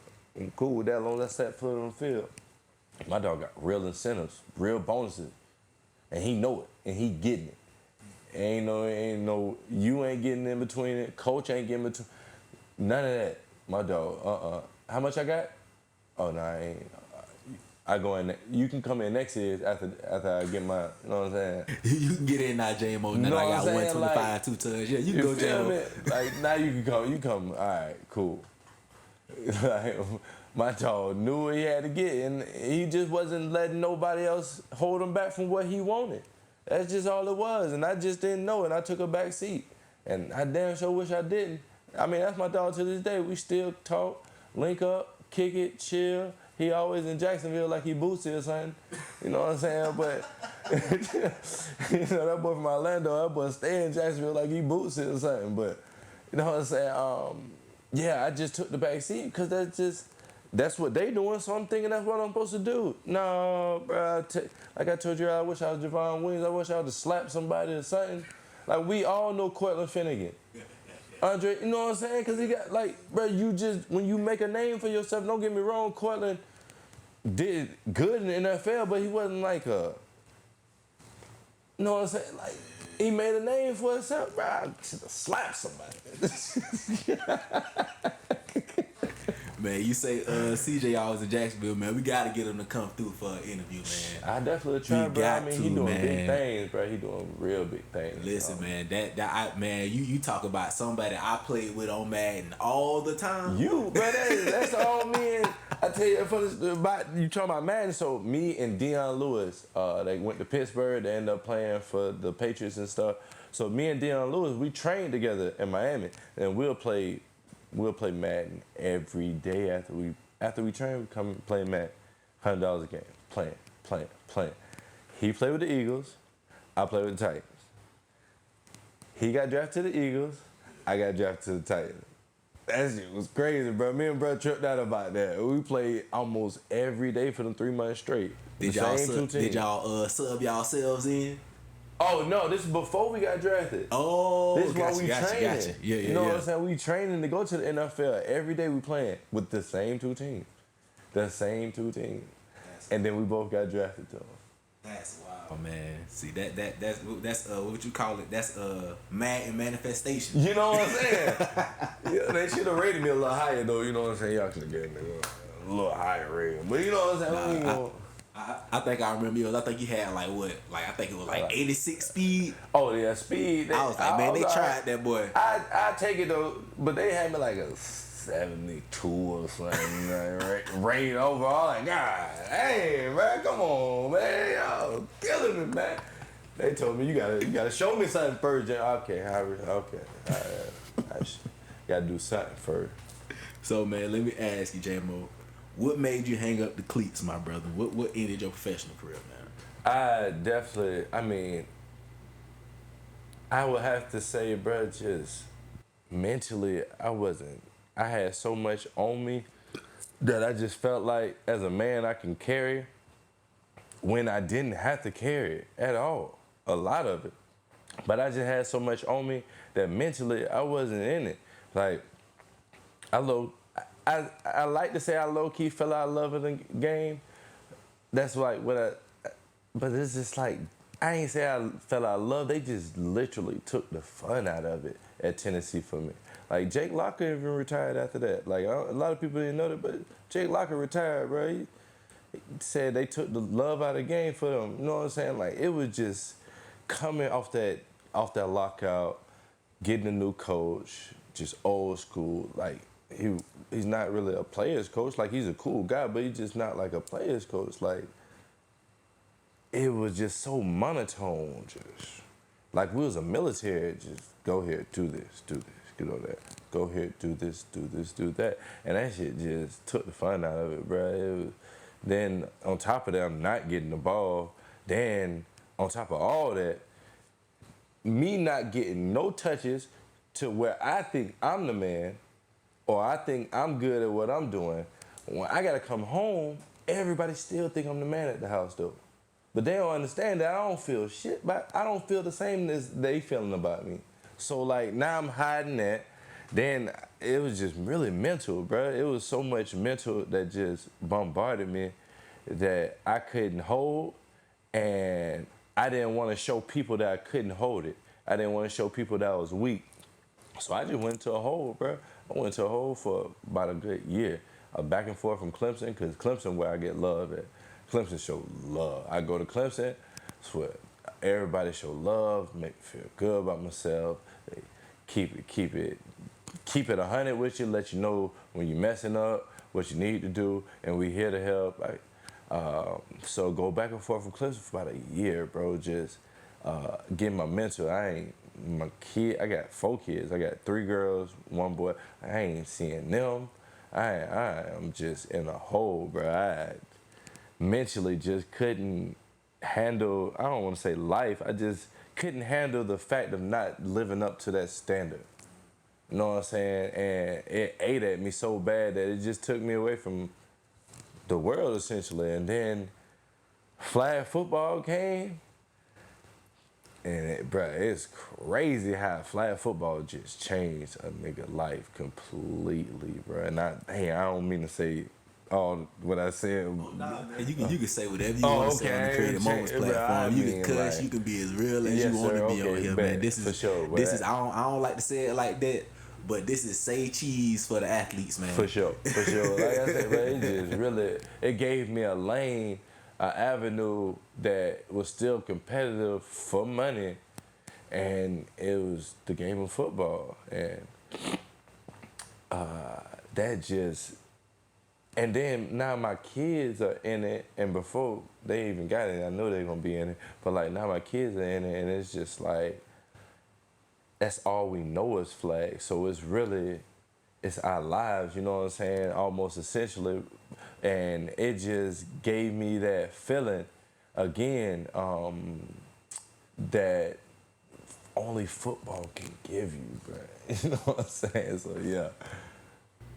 So recently we've been seeing a lot of players, like either former NFL players or guys who played in a high level at college, maybe didn't play at a high level at college, come over to playing flag football and seeing a lot of success, man. What do you have to say about what switching over to playing flag could do for you? Well, you said they have a lot of success? Yeah, I see a lot of them have some success. I'm gonna have to go against you though. I'm gonna have to go against you, bro, because because a lot of them come over, kind of already thinking they know everything. And flag is a different game, bro. I mean, you talking about what, 8 inches of flag, like 8 to 10 inches, that you gotta mirror in on somebody going 4-3, they can run a 4-4. Or you got a guy that ran a 5-4, but his hips, but he big out here. You know what I'm saying? Normally, tackle football, you just hit him low, he can't go nowhere. It is what it is. Jump faster than him. Flag football, he turn that hip into you. It's a whole nother ball game now. Like, so it's just I would say those guys that are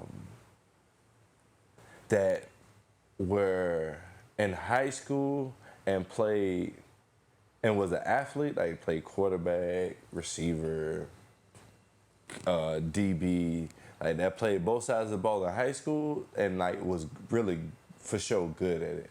Like, not they translate well, but a lot of guys that just like straight receivers that come and just think they can just run and jump over people because it's one on. I ain't really seen them have too much success, bro. Especially like if you go watch the AFFL game, the Joes versus the pros, and Hoosh and them from New Orleans beat the brakes off the NFL team, bro. I mean, it's just a different game with the movements and the way that you gotta break down, and then the wrinkles in it that make it backyard football, that make it flag, that you don't have in the NFL. Like once the NFL players get to seeing all that, they would, this ain't football. I don't want to play this no more. Like, bro, you gotta adapt, bro. You gotta adapt. Ain't nobody else Derrick Henry in the league, bro. You know what I'm saying? You gotta adapt. Ain't nobody else that big running that fast. So, what? you just not gonna get in the way because it's Derrick Henry. Like, you gotta adapt, figure it out. So I don't know. I'm gonna have to go against you. I don't see him having a lot of success, my boy. It's only a feel like Chris Jones. That's still playing.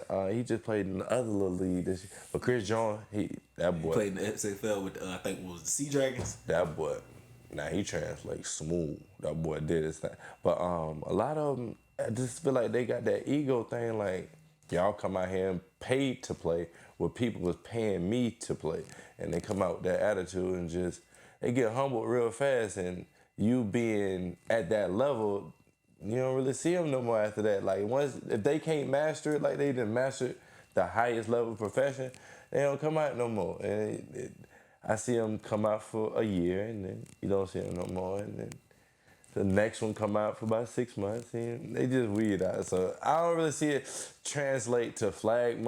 Now the athleticism that they come, it's been different, boy. This athleticism, it just slowly gets better and better and better. This one hand catch stuff is crazy. Like, bro, I feel like I got some of the best hands in the world, but they are small. Bruh, listen, the way these kids catch this ball with one hand, it's like, they literally, I watch them, they practice it. Like, let's play catch.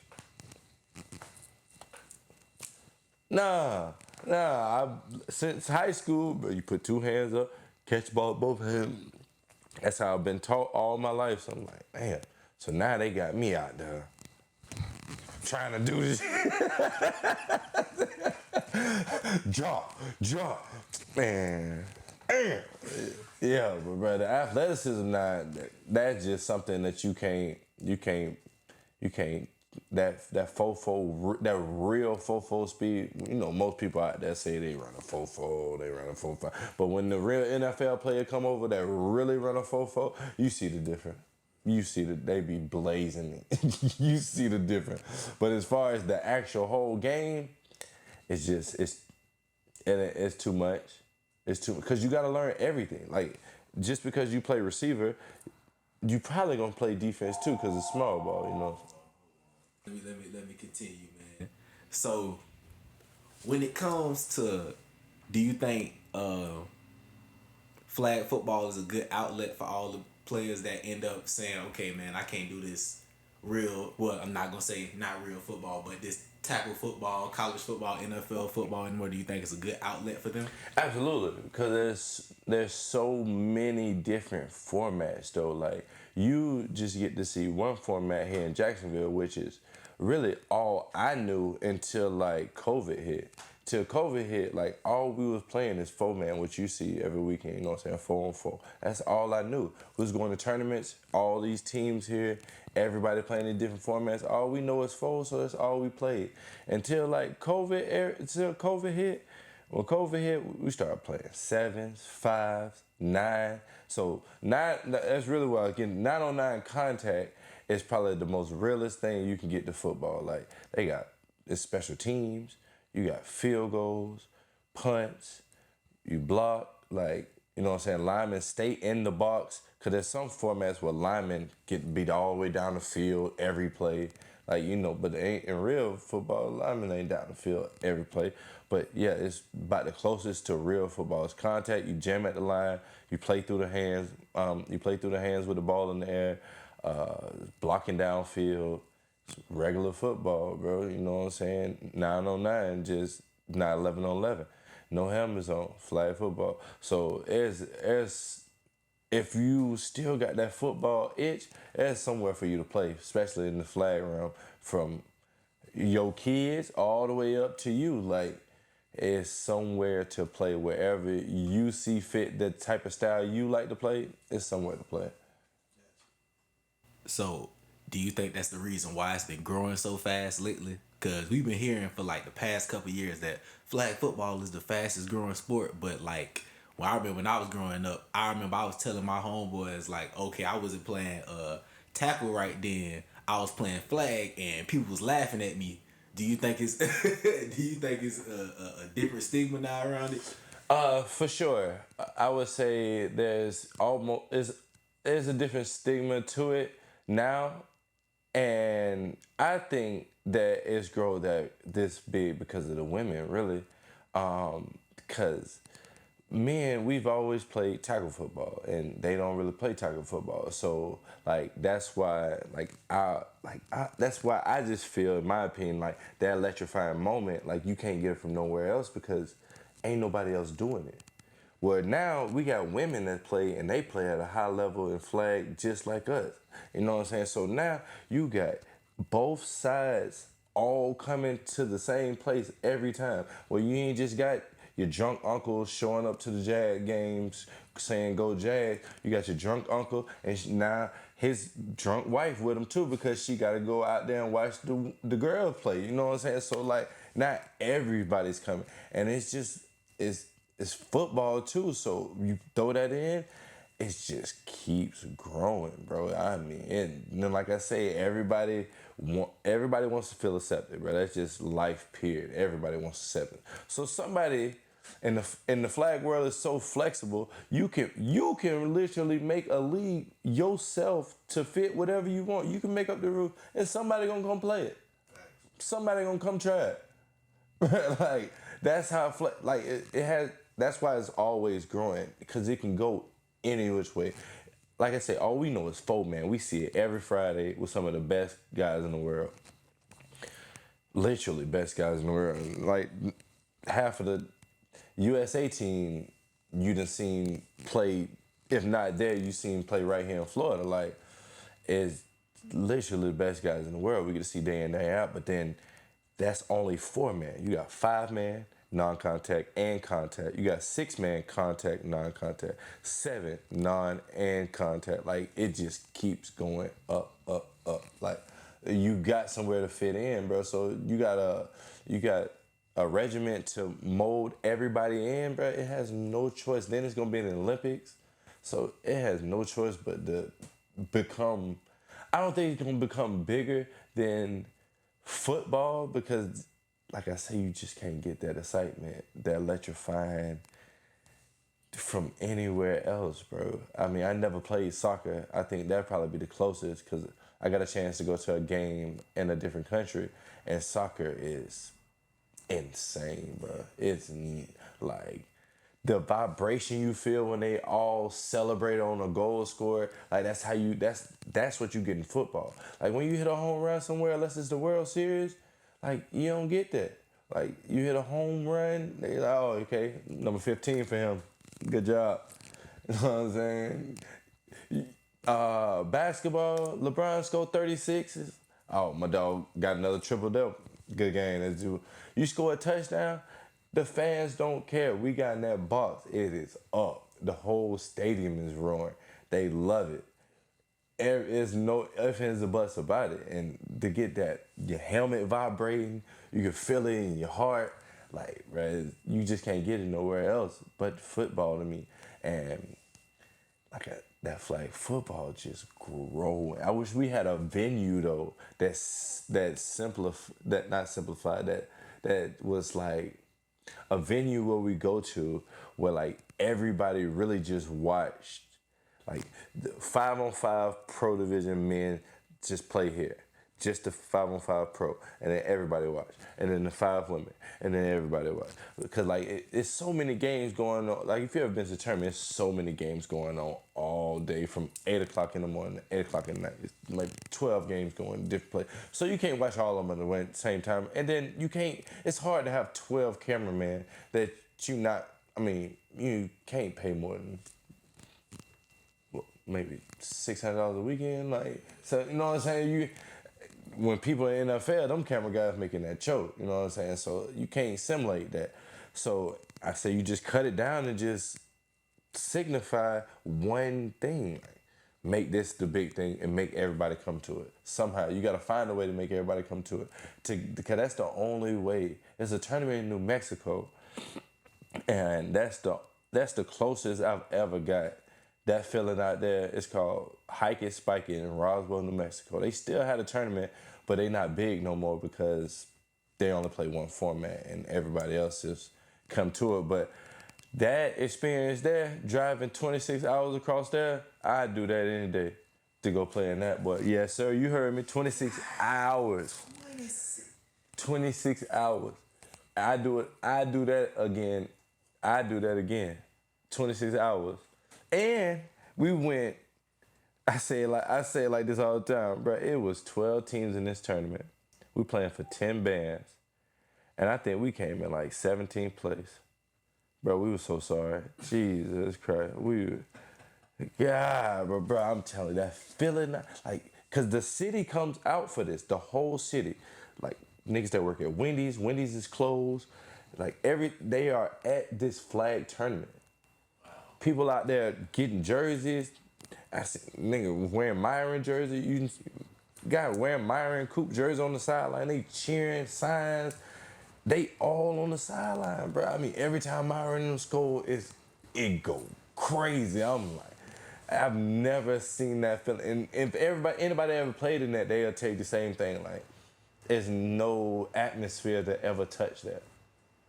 I done played for $1 million. We were playing for $1 million at one time. There's no atmosphere like that $10,000 atmosphere. I promise you. Dang, they playing for M's in flag football, man. Yeah, when they played the pros, that was for $1 million. The first year was for $1 million. Dang, I didn't know that.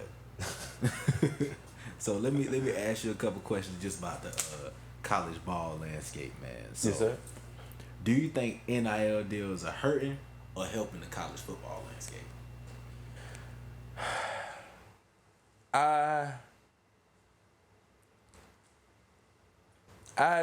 There's pros and cons to everything. And for the sake of this, I'm going to take a stance and I'm going to say that NIL deals are hurting. It's going to hurt in my eyes because I just told you how I messed up my money in my life when I was, that's 21 to 24. And I'm way more confident when I was 21 to 24 than I was 17, 18 to 20.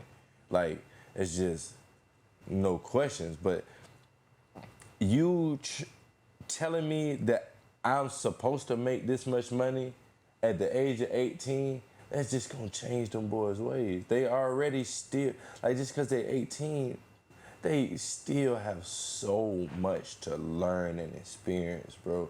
Like, I do love the part that they be able to change their family's life around with money and here and there, but you gonna make money any type of way, bro. There's a guy right now building a game console in his mama garage that's gonna make millions. Like, you know what I'm saying? You gonna make money regardless. I get it. It come from your craft that you've been working on, but it's just that them NIL deals just gonna have you doing like I just put it in this perspective. Like, we in Clemson, South Carolina, the liquor store closes at 7. You know what I'm saying? So if we play at 12, we get done with the game, we get out of the locker room at 4. It's so much traffic in Clemson that when you get out the game at 4, you get out the locker room after all your press conference, everything, you gotta take you an hour to get to your house because you gotta go through all this traffic to get to your car. Then you get to your car, then you gotta get to your house. Then once you get to your house, now you got 2 hours to get back out there and get liquor. And I got like what? Per diem was $15. You get per diem every Friday, that's $15. Then whatever you got with your Pell Grants, spending $100 on liquor, and I'm thinking I'm doing something. Man, this NIL deal, bro. If I'd have had an NIL deal at 18, man. Well, how you was spending money, you ain't need that NIL deal, boy. Yeah, me. I know I ain't need it, boy. Listen, Clemson would have thought they had DJ Luke up there, boy. I was going it was gonna change, boy. We're gonna be Miami Hurricane Jr. up there, boy. If they'd have got me an NIL deal, $1 million, I just want a meal, just one meal. For them 3 years I was in college, man, y'all would have had so many Florida kids commit to Clemson, like, just don't know how you keep doing it. How you keep getting to lead the state of Florida? Yeah, so $1 million, bro.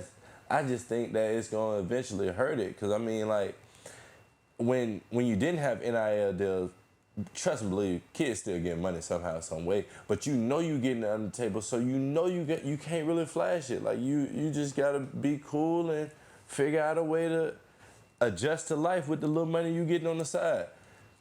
What, this mine? This is my money, my NIL deal. You can't tell me nothing. Really, nah, bro. I know that power, and that's a lot of power to give an 18-year-old. Well, That's crazy. So, what do you think about the transfer portal and how it's used now? Do you think it hurts or helps the college football landscape? I'm not gonna I'm not gonna speak from a standpoint of the college and the different teams and how it go.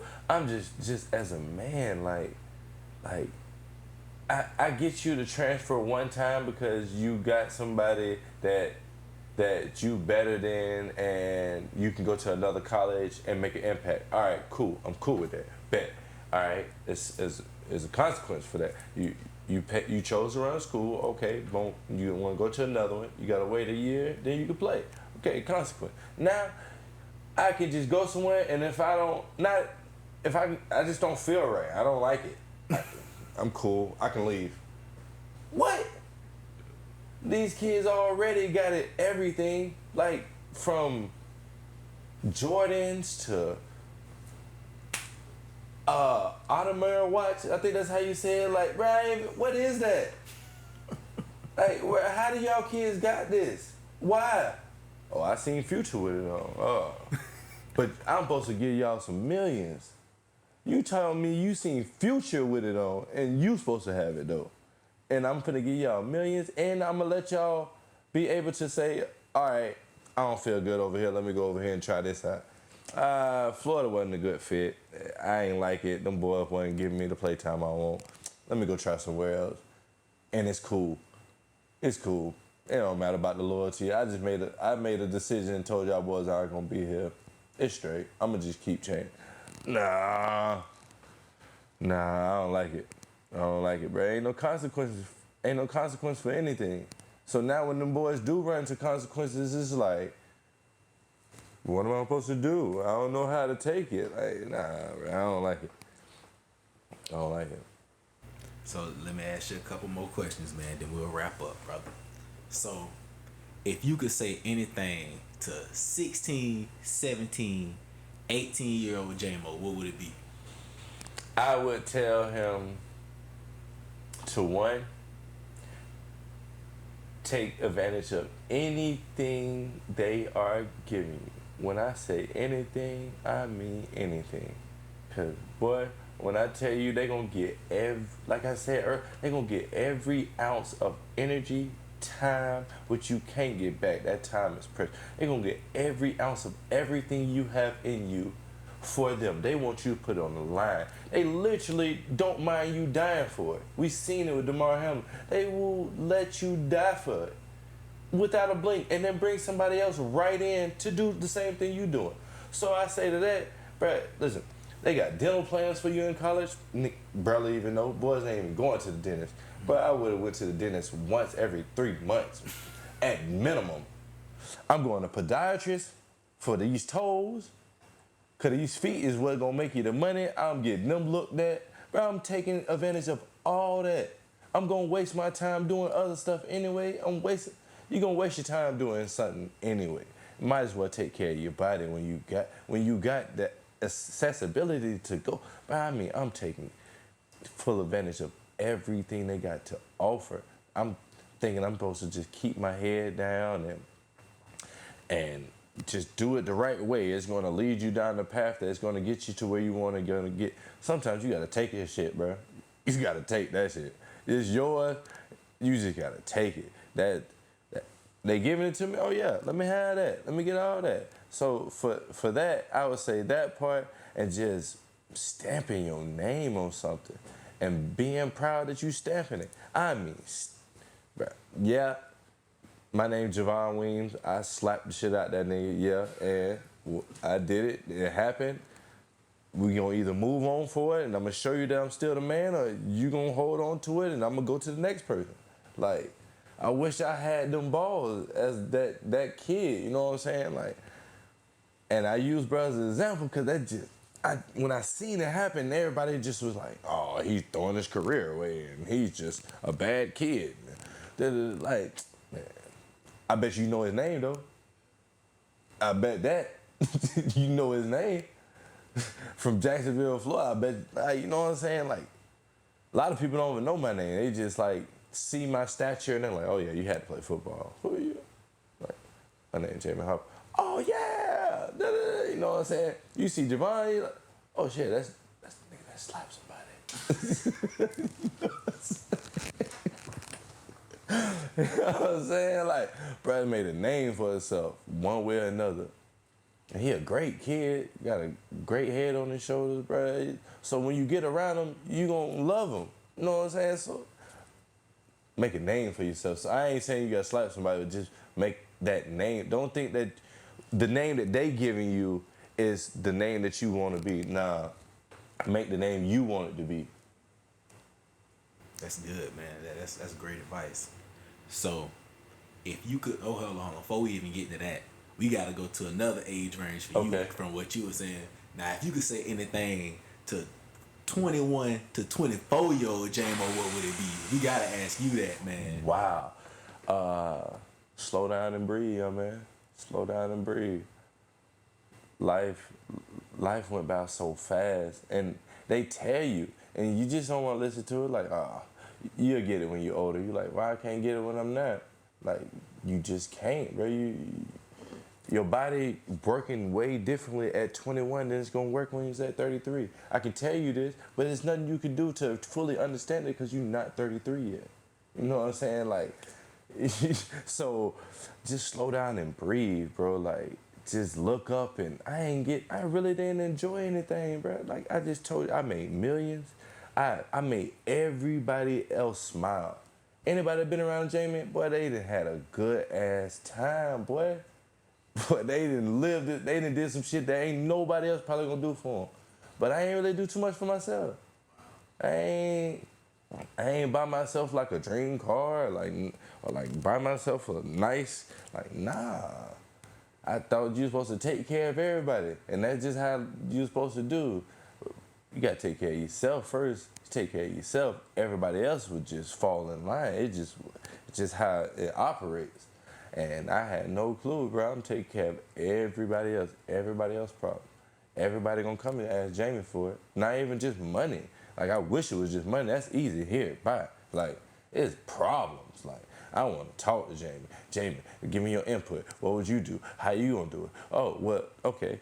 I did it that way, but it didn't really work out. So now what you gonna do? Like, God damn, all right, you got it. All right, bro. Let me just hop in your body and do it for you, all right? You know what I'm saying? So, like, just take time and just breathe. Like, bro, you did this. No mama. A dad that really didn't have time. I mean, my nigga was dead. Like I tell you, I'm calling for everything. Like, I mean, granted, the advice wasn't the best of the best, but, like, he there to give it to me. Like, dad, he there every flat, but I'm like, as far as being able to, like, it wasn't like he seen millions, so he don't know that language. Money is a language. You know what I'm saying? Like, he don't know that language, so me asking him is really like, God damn, how I'm supposed to tell you something I don't know? You know what I'm saying? So, like, just take your time and breathe and just look at what you got. And, boy, don't ever settle, but just know that when you get there, boy, sometimes some things is enough. Boy, I ain't think nothing was enough, boy. I want some more. I want some more. And then you're like, damn, well, you're supposed to always be hungry. Yeah, you say that, and then I look at people, and I'm like, yeah, how many kids you got? Like, yeah, I got 2. You want some more? Nah. Yeah, it's enough, ain't it? Yeah, all right. Yeah. Yeah, man, I don't got no kids, and I'm afraid to have one. See, well, you gonna have that one, bro, and that one just gonna be, it's like, you know it's gonna change your life. And everybody done told you, but once you have it, bro, you just, this is what they talking about. Okay, it's crazy. But even with that being said, and I'm glad you brought that up, like, bro, I feel like I am a phenomenal father in the aspect of being able, making my kids want to be with me, want to be around me, want to, like, talk to me, open up, always smiling, like, respectful. Like, I take pride in being a father, you know what I'm saying? So, like, and I still fuck up every day, all the time. You know what I'm saying? Like, my son got a baseball game like 9. Like, finna run over there late. Like, bruh, my girls, I fuck up all the time, bruh. I mean, consistently. And they will never look at you like a failure, though.